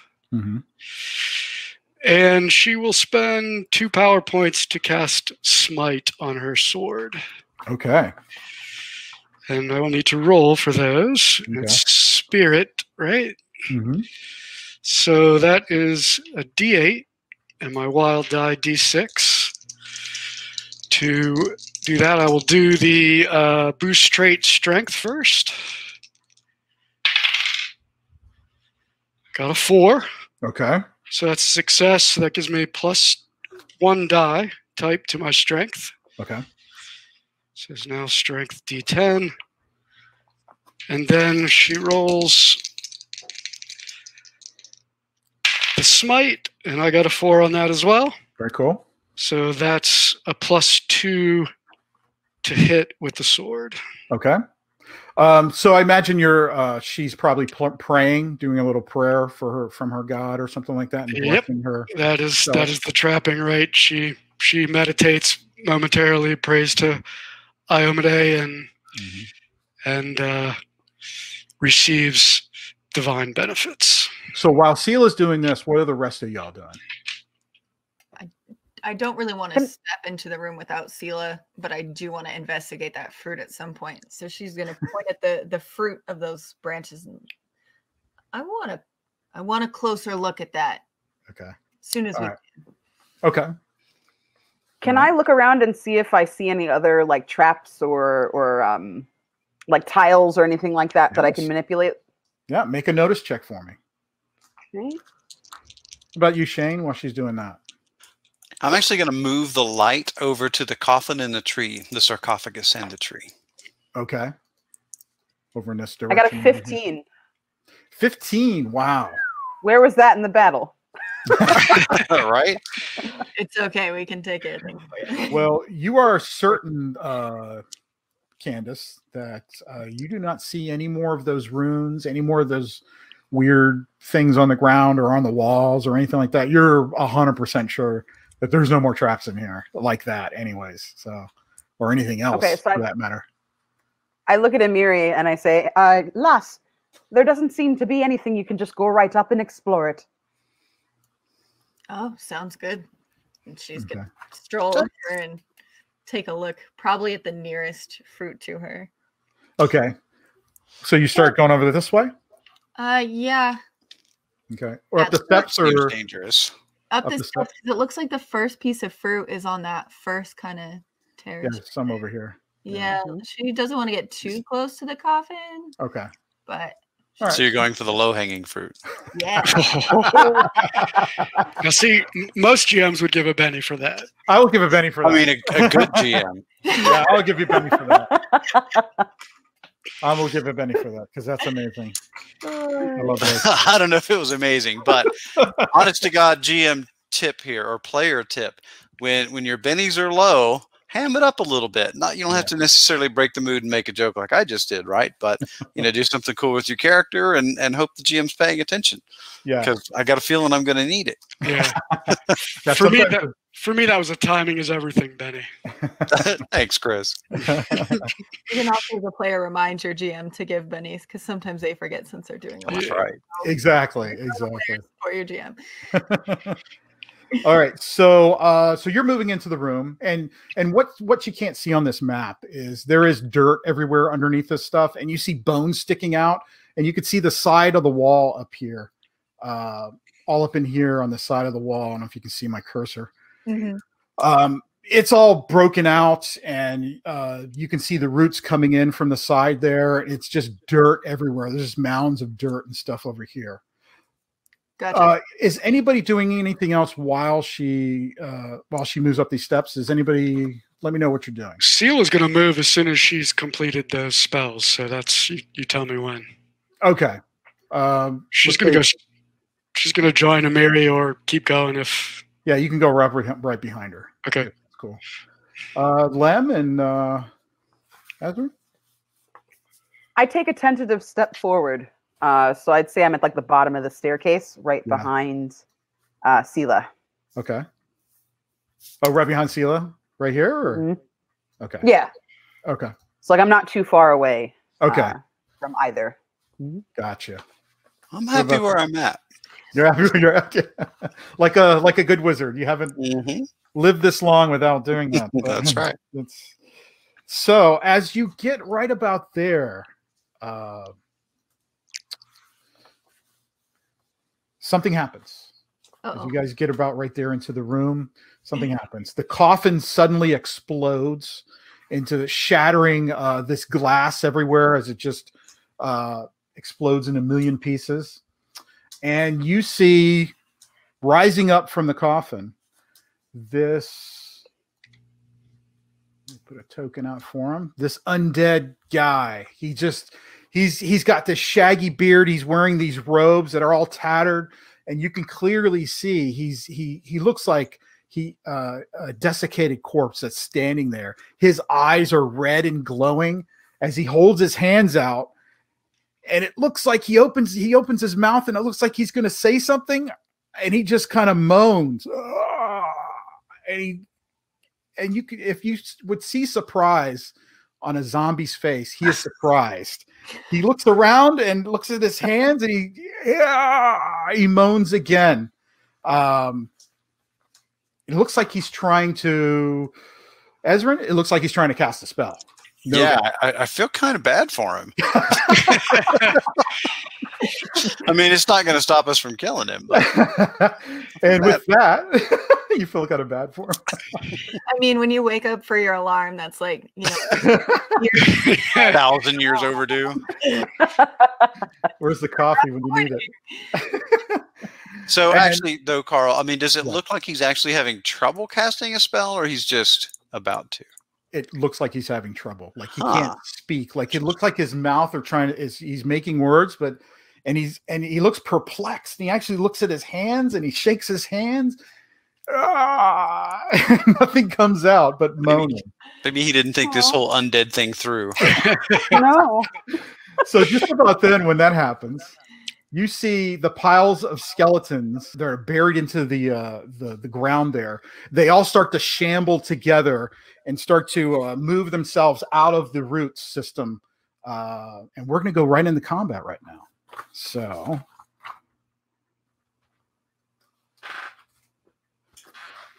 we're going to draw cards.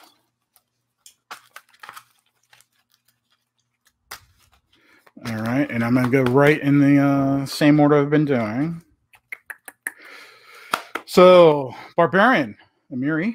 Mm-hmm. 2 of clubs. I'm sorry. That is the worst card in the deck. Why do you do this to me? That Joker's coming up anytime. Lem. I can feel it. Jack of clubs. Solid. Paladin. Selah. 8 of hearts. Ezrin, the wizard. 4 of clubs. All right. Let's see what the bad guys get. All right. The guy in the coffin, which you're guessing is Fester Vecris. 10 of diamonds. All right. Skeletons. Since there's so many of them, they're just all going to go on one card. Makes it easier. Queen of spades. Queen of spades. All right. So does anyone want to spend a Benny to draw? Yes. You do? Absolutely. All Can't do worse. Yeah. Unless it's the same card again. You might get the Joker. Yeah, you might get the Joker. Let's manifest that. Just keep manifesting that. It is a Joker. Awesome. Could have come at a better time. Yes. Nicely done. Thank you. So, thank you, Chris. Yeah, thanks, Chris. Manifested that. So with a Joker, everybody she gets some cool stuff to do, but everybody gets a Benny. Yay! I'm getting wow. my penny back. So everybody gets a Benny. So add it to your Thank pot. you, Mary. And Amiri, you also can go at any time you want to during this turn. You can go on hold and interrupt somebody like for free. But on your action, you get a +2 to whatever you're doing. So it's pretty awesome. Jokers are the best. Mhm. Gotta reshuffle after this. Sweep. All right. Yeah, it's gonna be going in sweep time. Yeah. So what's happening? Where are you going there? I'm Tell me gonna stuff. still head to that little corner that I was going to on this first terrace where these 3 zombies are hanging out. You can't see my cursor. Sorry about that. I'm like pointing. Is that where you want to go? That is exactly where I want to go. Okay. And can I wild attack and sweep? Yes, I think you can, right? Heck yeah. Yeah. Absolutely. That's the best thing to do, man. Let's wreck these guys. Awesome. Okay. Awesome. All right. I have. Don't forget your +2 Joker. Yep. Yeah. So since you're wild attacking, that's a +2. You're on a Joker, that's another +2. But you're sweeping, so it's a -2. So you're at a net That's total of just +2. Shoot. Yeah. Just a +2. Yeah. All right. So I got an 8. An 8. Oh, I need to look at the stats. I'm pretty sure that hits them. That hits them, but no raise. Okay. I don't know if you want to spend a Benny to try to get a raise. Yes, let's do it. I still got bennies. All right, spend a Benny. All right. You know 8 hits. Yep. Not better. We're burning another one. All right. Burning another one. Love it. First hit's free, kid. Well, unless. It's not a crit fail, Oh, okay. but it's a 5. Oh, okay. 5 is still a hit, actually. But you can, Five. but you can keep the 8. Yeah, you I keep can the keep higher it. one. You keep Beautiful. All right. We're gonna call it good with the 8 then. Now you can spend bennies to re-roll your attacks and things like that. But if you do come up with 2 1s, your wild die and your skill die come up 2 1s, that is a crit fail, and you have to take the crit fail. Mm-hmm. Okay. But you hit. So now I'm rolling damage for each individual in the line. So we're gonna start with the one right there. Perfect. Okay. Ooh, that's an explosion. Nice. 22. Wow. Yeah, you shattered him back into that dirt, and he just came out of. Ah, He's I gone. had my mouth closed that time. we're learning. The next one is 12. 12. That is enough to take him out too, as he falls to pieces there. And It's a good day to be a barbarian. there it is. 10. A 10. Oh, that's just going to shake him. Ooh. Do you not also get +2 to damage for the Joker? You do. Yeah. Are you adding all your damage? I did not add that +2. So that's going to kill him. That does kill him. He's Yep. 11's the magic number on these guys, right? Yep. Yeah. And the last is a 13 with the +2. Yep. And she wild attacked. So And you want to. Yep. Yeah. Right. So they are gone. And she swings around these root systems. She's chopping through skeletons as they all just shatter to pieces right in front of her there. She's going to end with her sword tip pointed at the zombie leg. Nice. He looks Wanna at try you. me? He looks at you, and this undead creature looks at you with his big shaggy beard, and he looks actually worried. I think we're all worried. He should be worried. Awesome. Very cool. So that's Mary's turn on the Joker. Next we got the Queen, right? Yeah, the Queen, which are the Skellies. All right. Oh, and Amiri's vulnerable now, Yes. Yes. Vulnerable. but you can take it. Oh, and just an update on that. So because I have the new edge powerful blow, I get +4 damage instead of +2. That's right. Yes. FYI. Yep. Thank you. Yep. Torn to pieces. These kind of low-level skellies, we're not going to have much of a chance against you. Yeah. Nope. They're my bread and butter.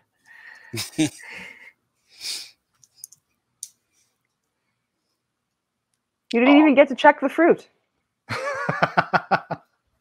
There'll be still plenty a of little time. annoyed by that because I do want to check it. For some reason, like, glass coffin, weird fruit. I'm like, Snow White? Yeah, could be. Apples? Seems reasonable. All right. So you have Barbarian. You have 3 of them on you. All right. So they each get a +2 to hit you. And another +2 for gang up. Yeah, +2 for the vulnerable, +2 for gang up. Let's make it interesting and make them wild attack. Oh, yay. So they're +6. I see what you did there. Well, I don't know if you're playing a con game with me, I roll like terrible. So Well, I hope you roll terrible. No offense. all right. You see, I rolled a 2 on one of these, but what is your parry? 7. Okay, so the 2 does hit. That's just a hit. Oh, okay. I rolled another. So that's +6, so it's 2 hits. Oh, right, because it's 6. Yeah. And 1 raise. Okay, 1 raise and 2 hits. All right, so let's do the 2 normal hits. As these skeletons just come out of the root system in the dirt, and they just jump down, and they're just frenzying on. They're just going crazy, trying to claw and bite at you. And you're fending them off just as much as you can with your sword and your fists and your feet. So wild attack, so it's +2, so that's 6, 7, 8. My toughness is a 9. Okay, almost scraping you up. They hit you, scraping you up, get claw marks on you, but nothing to really hurt you. So this is the next normal attack. No, I didn't get it. 4, 5, 6. And this last one is a raise. Let's roll them up, shake them up good. Okay, that explodes. So No.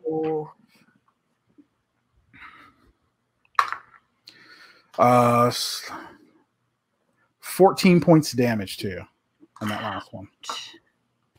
So what is your toughness, you said? My toughness is a 9. 9. Only a flesh wound. So that will give you 1 wound. It's a wound. So what you can do is spend a Benny to try to Yes. soak it. Definitely want to spend a Benny to try and soak it. Okay. Now remember, you're still on that Joker, so you still get that +2 to this roll. And what do I need to roll for that again? I'm sorry, Vigor. Vigor, which is a D10. Yeah. And your wild die, and you get a +2 because of the Joker. All right. Because it's still within that same turn. 11. 11. So you just needed a 4 to soak that 1 wound. Beautiful. Do it perfectly. So what happens is you guys all see Amiri over there as she just takes out all those skeletons, the 3 of them that are remaining there, jump down on top of her and just start wailing and clawing at her. You see a little bit of blood fly as she did get hit a few times, but as she just like rises up out of it, and they all just kind of stand back. She's still standing. She is not down. She is not wounded. She's a little scraped up, but she's raring to go for the next round. All right, so 1 more skeleton down here on Selah. She's not worried. She's not worried? Okay. No. All right, so let's... She's actually kind of perturbed because now the skeleton's in her way. It's going to wild attack too, since they wild attacked the Barbarian there. So I got a +2. 5, 6, 7. Does a 7 hit your parry? Parry of 8. Again, that is mostly because of the shield +2 parry. Bang! It bounces off your shield, his claws. So that is all the skeletons that I have. The next up is Lem, the Bard. Really quickly, Yes. I have Berserk, so I need to make a smarts roll real quick. Oh, because you took a wound. Mm-hmm. Well, does that count if you soaked it? I soaked it. You soaked, so now you're good. Okay. Now you can still go voluntarily berserk because that's the special class ability that you have as a barbarian. I mean, Yes. I might as well, but that'll be top of next turn. Okay. Yeah. Yeah, that's the cool ability that they have in Pathfinder for Savage Worlds is they can go berserk automatically whenever they want to. So Lem, what's Lem doing? So I had much luck with my Song of Inspiration last time, and I want to make sure that we have enough to defeat this wizard, and I know I don't much stand a chance. Mhm. So I take out my trusty flute, and I play a jaunty tune. Okay. Let's see. I got a 7. So I kind of I like gesture to my comrades, and I say, "Despite the dark, go forth to rend our enemies' limbs, and be not afraid, for of this we are made." And I do like a little like flourish, and like sparks come out of my fingers, and I have my little like metaphysical coins that I can toss. That's awesome. Very cool. So I'm gonna give you a Benny for the song. I love the songs. Thank I love you. the songs. Yeah. Did you count the +1 for your instrument, Candace? I did not count the +1 for my instrument. Yeah. So you got a raise. Yeah. So that means So you that I get- got a raise. 5 You got 5 tokens. Yeah. That's pretty great. So now I have Yeah. 5 tokens for you guys that I'm going to set aside. Very cool. So you have those tokens and you can spend them on your friends whenever you want to. So Excellent. very, very cool. So Lem, you're staying right where you're at, or are you moving anywhere? I'm going to stay right there because I am small and I don't want to get caught in the hustle. There you go. All right. So we've got next the Fester Vecris. He seems very perturbed at this and is very taken aback. It seems like maybe turning into Lich didn't quite work for him. You don't say. Yeah. He should have did that spell better. There's nothing worse than a sad zombie. You just don't want to kill him, but you have to. Yeah. But he does see a beacon of light here, a beacon of hope in Amiri. I'm sorry, Selah. Selah. Yeah. The Paladin, as he comes kind of shambling up to you, and now you can clearly see his leathery skin, his glowing red eyes. Selah, since you've been around, you're a champion of good and all that stuff. Make me a occult roll. Actually, anybody with occult can make me a quick occult roll to see if you can tell what type of undead this is. I got a 5. You've all been around the block. Okay, you got a 5? Yep. Success. Not a success for me. No success. So the 2 successes, you think that this is an animated zombie type creature called a wight. Oh. Okay. So, a wight can basically kind of sap your energy away from you, which is a bad thing you can do. Selah comes up to you and looks like he's trying to claw at you and rake you with his claws. It seems like the only thing that he could do right now. His power is sapped away from him. So it is going to attack you, and it is a wild card. So he is Snow White. Yes. You called it. You got it. Nice. Who's going to kiss it? All right, Selah, that's a +1 for that gang up, right? Yeah, from his friend there. I think you owe Chelsea a Benny too. Oh yeah, definitely. Thank you. You're exactly right. Oh, thank you. There you go. Now I have 2 left. See, the GM forgets about these things. I love it when players tell me because it helps out. All right, so I got a 7 total. That is not enough to hit you, but I'm gonna spend one of his bennies to try to roll again because he is a wild card, and I do have group bennies too because I haven't spent any. Oh, okay, that explodes. Aces. 11. 11 against my parry of 8 is a hit. It's a hit. Regular hit. No raise. Is that a gang up bonus I see there? Yeah, I added that in. Oh, damn. Sorry, you. Chris. Thank you, though. Shane over here trying to kill us all. I was going for the backstab, Benny. Yeah. Carl doesn't need provocation. Right. All right. So this and this. Let's see if I can do some damage to Selah. Oh, that explodes. So I got 10 points of damage to you. So toughness is 9, so that's a wound. Shaken. Shaken. Oh, sorry, shaken. That's right. It's a loot. Yep. Didn't exceed. Okay, so you need to make me, since you were shaken by it, Mm-hmm. you need to make me a vigor check.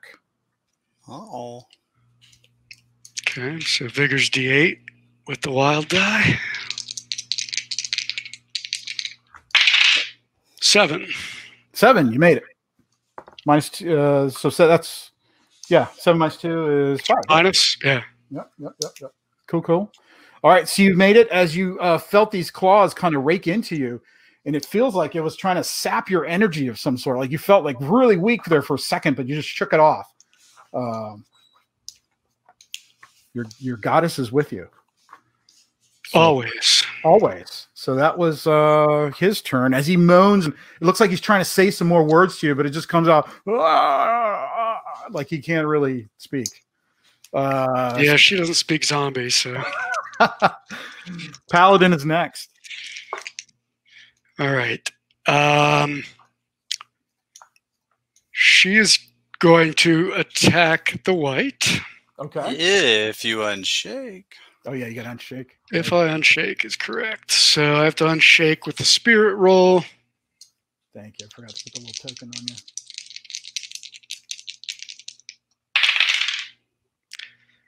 Well, I rolled a 4 on the 8, and I got a 6 on my wild die again, so I'm certainly unshaking. Bless those wild die. Yeah, wild die's So doing its job. Mhm. So I unshake. I will attack the white. Okay. She'll just do 1 attack with the long sword. Try to get all her bonuses here. So she has +2 from the smite she cast. Okay. And I think that's it for bonuses right now. Okay. So I got a 4 +2 is a 6. Which one are you attacking? I'm sorry. The white. The white. Okay. And I think that's probably not good enough, so I think I'm going to spend a Benny and reroll. Well, actually, a 6 does hit him. Does it? Yep. Okay. It's not very. Yeah, he's not very. That's surprising, but okay. He's squishy. Yeah. So. Unless you want to reroll for that raise. I'll go with that because I boosted the strength, so I get a D10 on my damage roll instead of D8 now. There you go. Making sure I got the right die here. Again, my old eyes. Okay. So I get a D8 and a D10. Okay. And I also get a +2 to damage because she has the champion edge, and this is an evil creature, I assume, supernatural evil. Yep. And then she's going to activate her smite evil power. Cool. And the smite evil power is a paladin class edge, part of the class edge for paladins. Once per encounter, I can choose a single evil enemy. And for the remainder of the encounter, I can reroll any fighting, athletics, or shooting roll. Okay. So technically, I could have rerolled that for free. Right. But I'm just going to roll damage. Okay.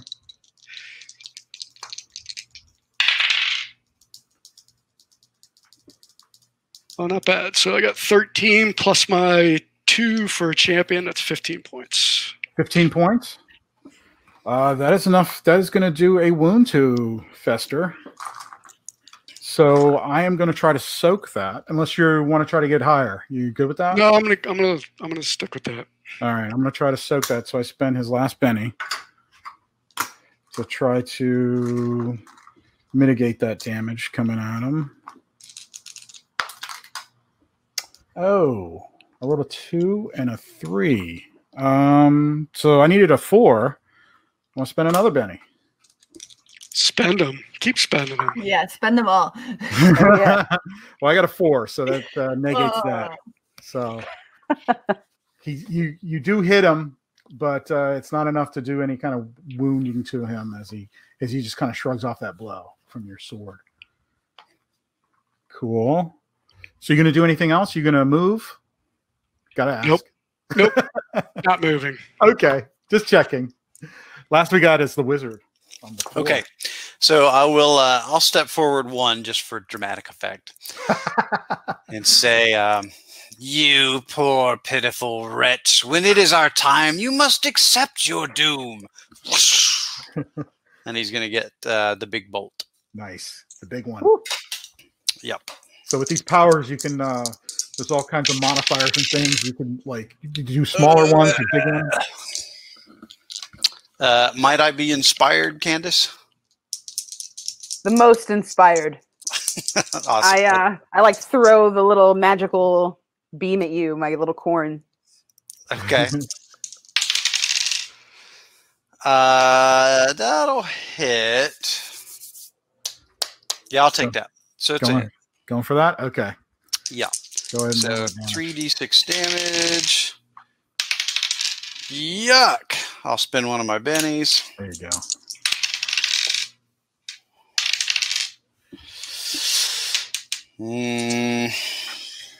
Got one Benny left. I shout, "You can do this!" All right, I'm gonna spend my last Benny. Ugh, 11 is my best. 11 is your best. Candace, did you spend give him another inspiration? Yes. Is that what it was? Well, Okay. it's once per roll, but I guess damage it would be a different roll, right? Yeah, So, technically, okay. Yeah. So You get that I'll have one Benny left then, and that'll be Candace's inspiration that I used. Okay. Okay, perfect. Awesome. So you did 11? I did 11. Okay. Thank you, Candace. Of course. That is enough to shake Fester. Uncle Fester there. See if I can get the token back. He would have already been shaken, except he'd made the vigor roll before Yeah. for soaking. Right. Yep. Or he would have already been shaken. Yep. We Correct. should So point out when we have now that we have a moment that the GM gets one Benny per player at the start, plus wildcard enemies come with their own special bennies. So that's why he gets to keep spending them. That's correct. Yeah. So the GM starts out each session with a Benny per player, which is awesome. And he's a wild card, which he's a special character in this game. He's a little bit tougher. So he starts out with 2 Bennies. Ooh. Now, And since Karl, for Yes. GMs, how do you get more bennies? You can get more bennies when you get a Joker, right? yes, you can. Yes, you can. And if you have any wild cards that are out, they also get Bennies for that Joker. So the GM Benny plus the wildcard Benny on the Yeah. Joker. Yeah. Yeah, it's pretty cool. So I have to reshuffle because there was a Joker drawn. So we have to reshuffle the deck. There are 2 Jokers in here. All right. Let's manifest another one. Yeah, let's see Just if for this can giggles. happen. None for you, Karl. All Joker's right. Barbarian. What is that? Ace of Ace. Diamonds. Ace of Diamonds, Barbarian. Nice. Really good cards. Lem. 9 of Diamonds, Lem. 9 of Diamonds. Okay. Selah. 10 of Diamonds. Wow, all the diamonds are coming up. Wizard, Ezrin. 10 of Clubs. Look at these cards. And for the Skellies, 6 of Hearts for the Skellies. And last but not least, the wannabe Necromancer Lich guy, 5 of Hearts. Wow. Excellent. So, That was perfect. wow, that wasn't That. perfect. I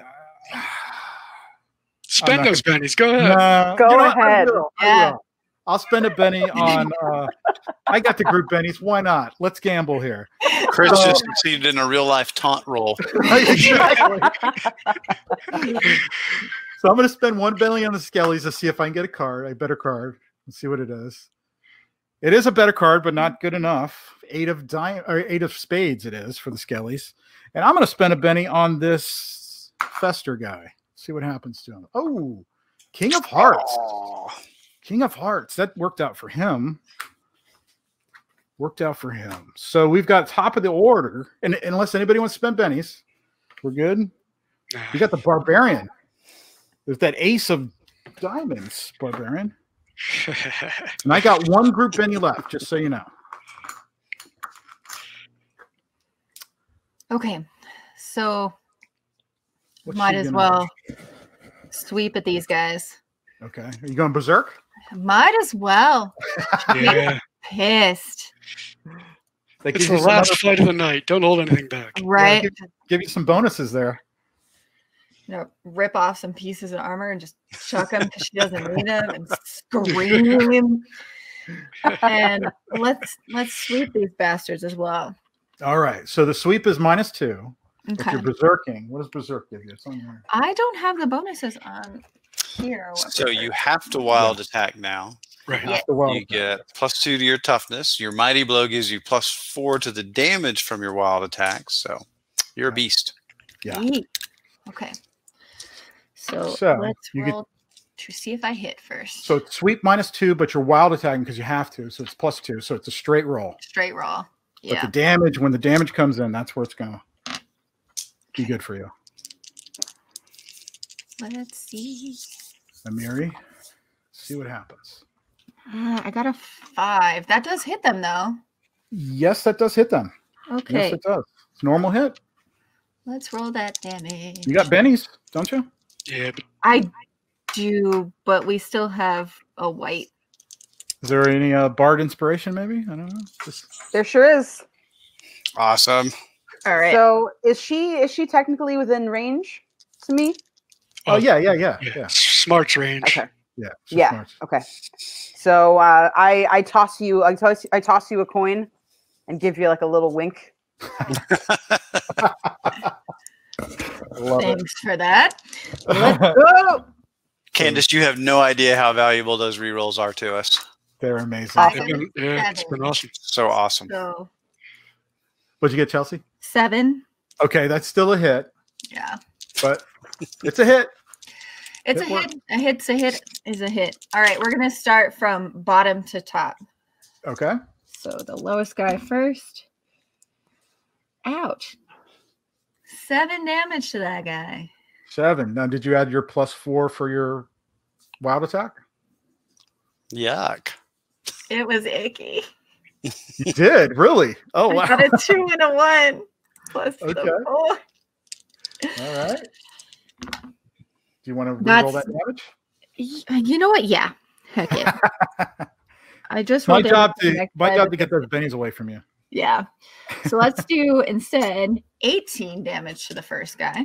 Okay, that's much better. Is he? Pound him to dust. Yeah. 14 to the middle guy. Oh yeah. Crunch him up.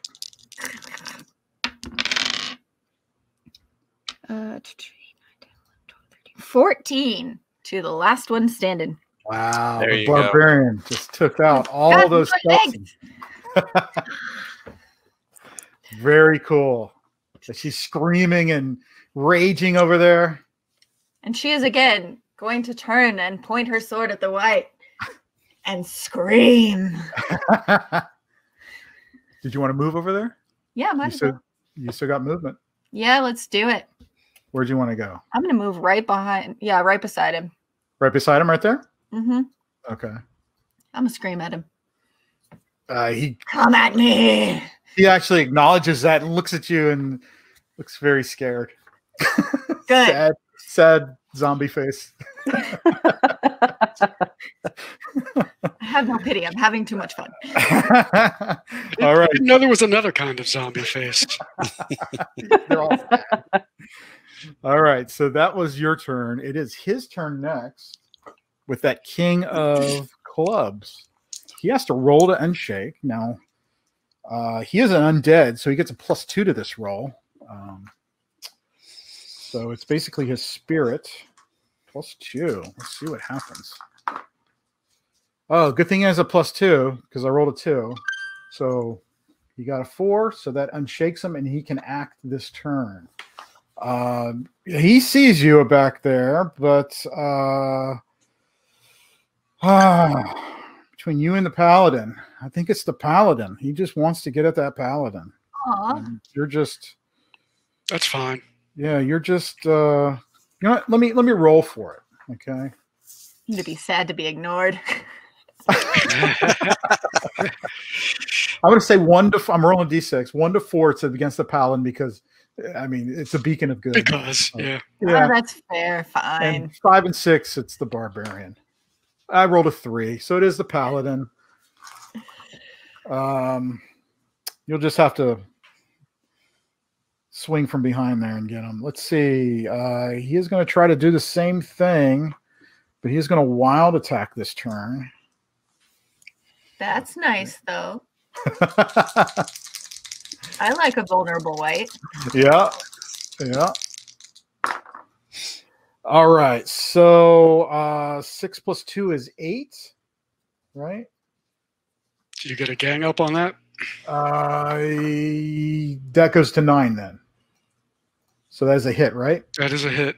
No raise. Okay. Let me I forgot I had vulnerable tags here. Let's put vulnerable on everybody who's vulnerable. Seems to be the thing. All the kids are doing it. So A new hipster trend. yeah. So that's a hit, no raise, correct, Chris? That's correct. All right. He's gonna try to get at you with his claws and his skin. Try to get at you. Let's see. What's that and this? And he gets +2 because he wild attacked. And he's moaning. He's really upset. I'm gonna spend a penny on that. That's my last penny. That's my last penny. Oh, there's an ace. So 6, 7, 8, 9, 10 plus 4 is 14. Toughness 9. So that's a wound. That is a wound. This guy's vulnerable too. I forgot. All right, so that's a wound. So what? You gonna try to soak it? Definitely. Okay. You spend a penny. Vigor check. Oh wow! I got an ace on both dice. Nice. So that's going to succeed. Okay. Yeah, that's definitely succeed. So he's clawing at you and raking at you, and he penetrates your skin a little bit. But you're too strong for that. You just shrug off that energy drain that he's trying to put on you. So that is, now we go to the Paladin. It is your turn, Paladin. You are next. Yeah. So since wild attack is the thing to do these days, All the cool kids are doing it. Yeah, you gonna join the club? Selah will attack the white with a wild attack with her sword again. Okay. In fact, she's going to take 2 attacks. Wow. So she'll attack twice with the sword. That's a multi-action attack, which would be -2, but the +2 for wild attack offsets it. And I still have the +2 for the sword with the smite. So I'm Okay. actually +2 on both of these rolls. Nice. Love it. Plus gang up, right? Gang up. I'm trying to do the math. Well, there's 2 of them. There's No, I guess not. Because there's 2. Yeah, there's 2 and 2. So Okay. So it's just +2 then. yeah. So first roll. Oh, wait. Did I boost my fighting? No, strength. That's right. Okay. So I got a 6. That hit last time, right? Another +2 on the white. On the white. Another +2 because it's vulnerable, right? So that's actually an 8. Yes, it's an 8. You hit. You hit with the 6, but yeah, with the vulnerable, it's definitely an 8. Okay, so the damage is die 8 plus die 10. Uh-oh. 6 and a 7 is 13 points plus 2 for champion. Another 15 points. Another 15 points. Do you have any kind of armor piercing? Just The sword. Well, this is something that we've been talking about, whether we're doing armor piercing. I'm gonna look to Shane. Oh, on the sword? No, not on this one. Not Okay. on this one? Okay. Okay. So 15. Okay, 15. That is going to give him a wound, and I have no more bennies. Yay. So that gives him his first wound, and he's shaken as you carve into him. Oh, it's just right there. All You right. carve into this guy. A piece of him falls off. And that was my first attack. Yeah. So second attack, again, it +4 because I 2 plus the vulnerable. Right. So that's an 11. Oh, an 11. That is a hit with a raise. Awesome. Yeah. So I get the D10 plus D8 and a D6 for the raise. Still against the white, right? Yep. Yep. Oh, that one wasn't so good. Wait, what's this? I can't read this die. Wow, that's terrible. So Any inspiration left? Yes.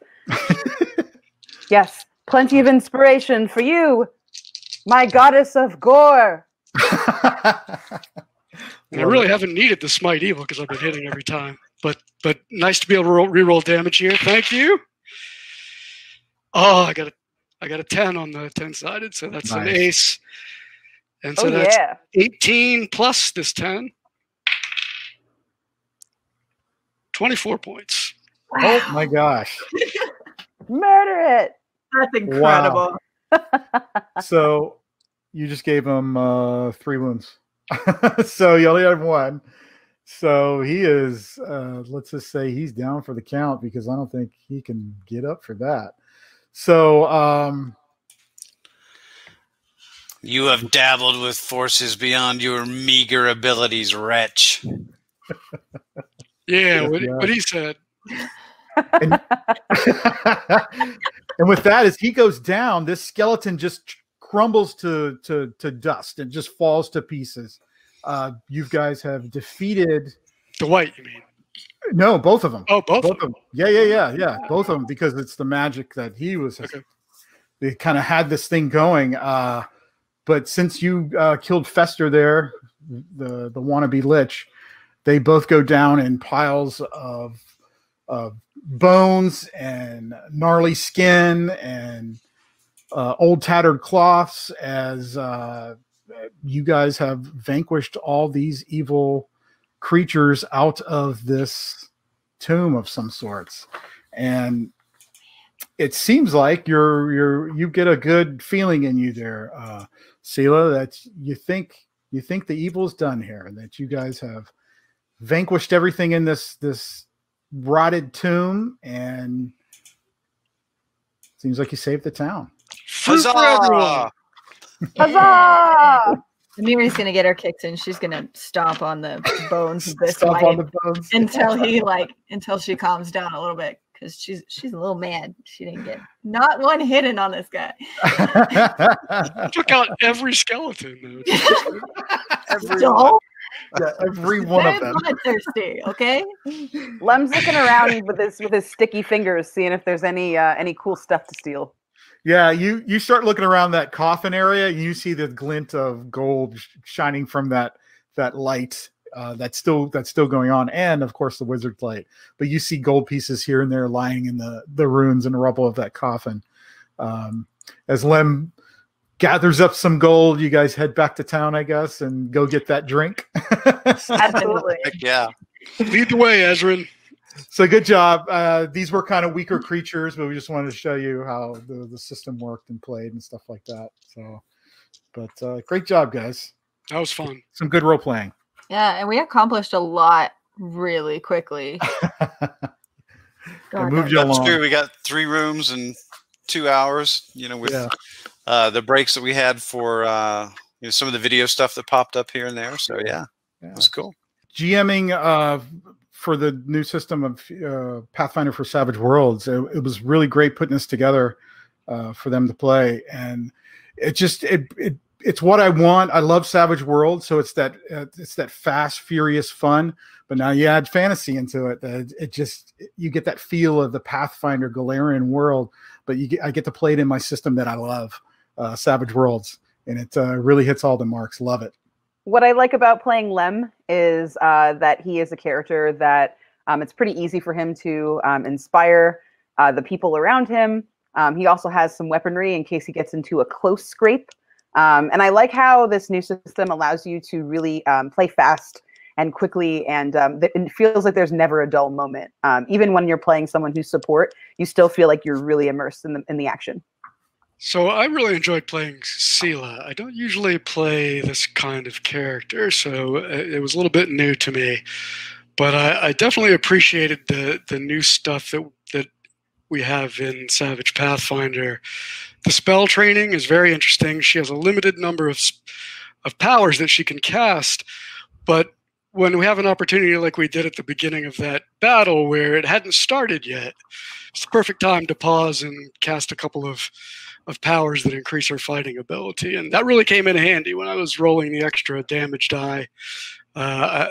that made it very interesting. So a fighter who can, in this case, a paladin fighter who can stop and also cast a couple of powers to increase abilities. That was really fun. I enjoyed that a lot.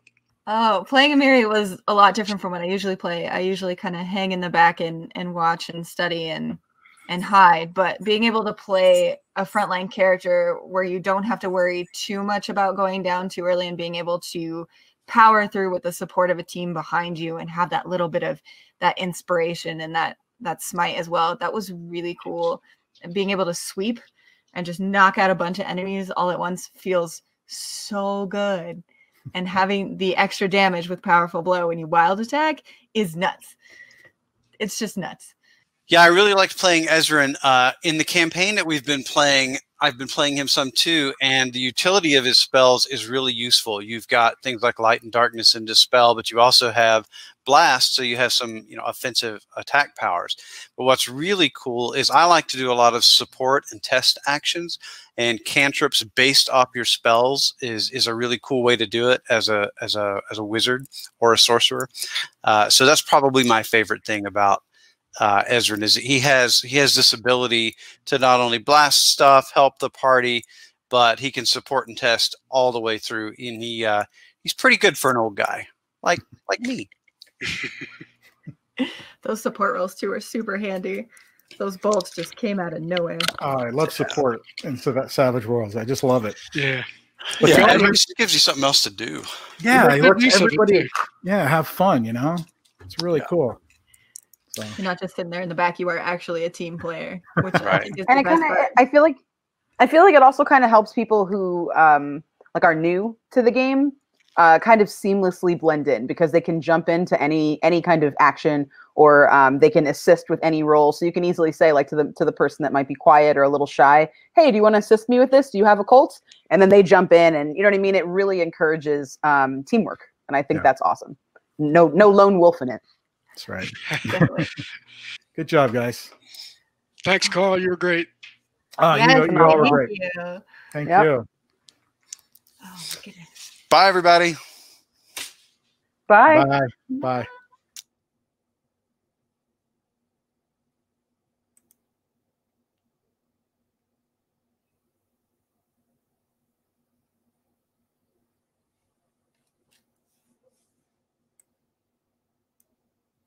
Hey, folks, thanks for joining us on this Valentine's Sunday night. We appreciate you guys supporting all of our efforts online and especially on the Kickstarter.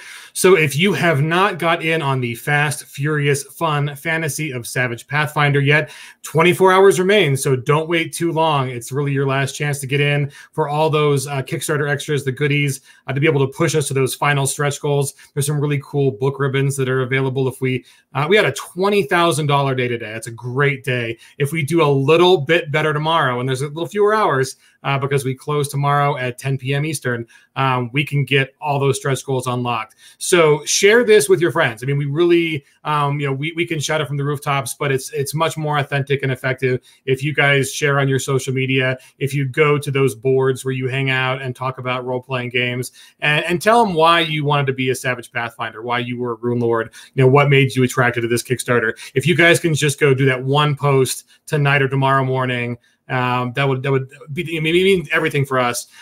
So tomorrow, the last chance Kickstarter Q&A kicks off at 1:30 p.m. Pacific, all the way up to 5:30 p.m. Eastern. So 1:30, 2:30, 3:30, 4:30.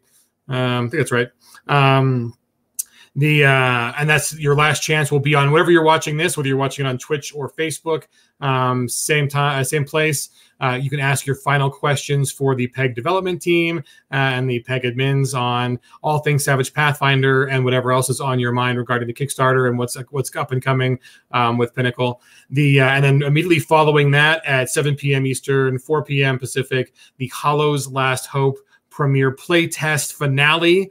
And that'll lead us into the close of the Kickstarter. And if you guys unlock another secret Skortch goal, we might have some fun at the end of that after the Kickstarter ends. But the Kickstarter ends tomorrow at 7 p.m. Pacific, 8 p.m. Mountain, 9 p.m. Central, and 10 p.m. Eastern. So get your pledges in before that. If you've got any doubts, go for the digital levels, because you can always unlock more physical goals in the pledge manager after the close. And but you can't. Late backers don't get access to all the great digital stuff. The Kickstarter late pledge manager is for late physical backers only. So if you want to get the digitals, they're great. You can pledge for that now, and then increase your pledge in the pledge manager afterward. But we hope you'll back us at the Rune Lord level, because that helps us unlock those final stretch goals. So we've done over $3,000 during this stream alone. We hope to keep that pace up leading into tomorrow, and if we do, we'll get those stretch goals. So thanks, guys, so much. We'll see you tomorrow. Cheers.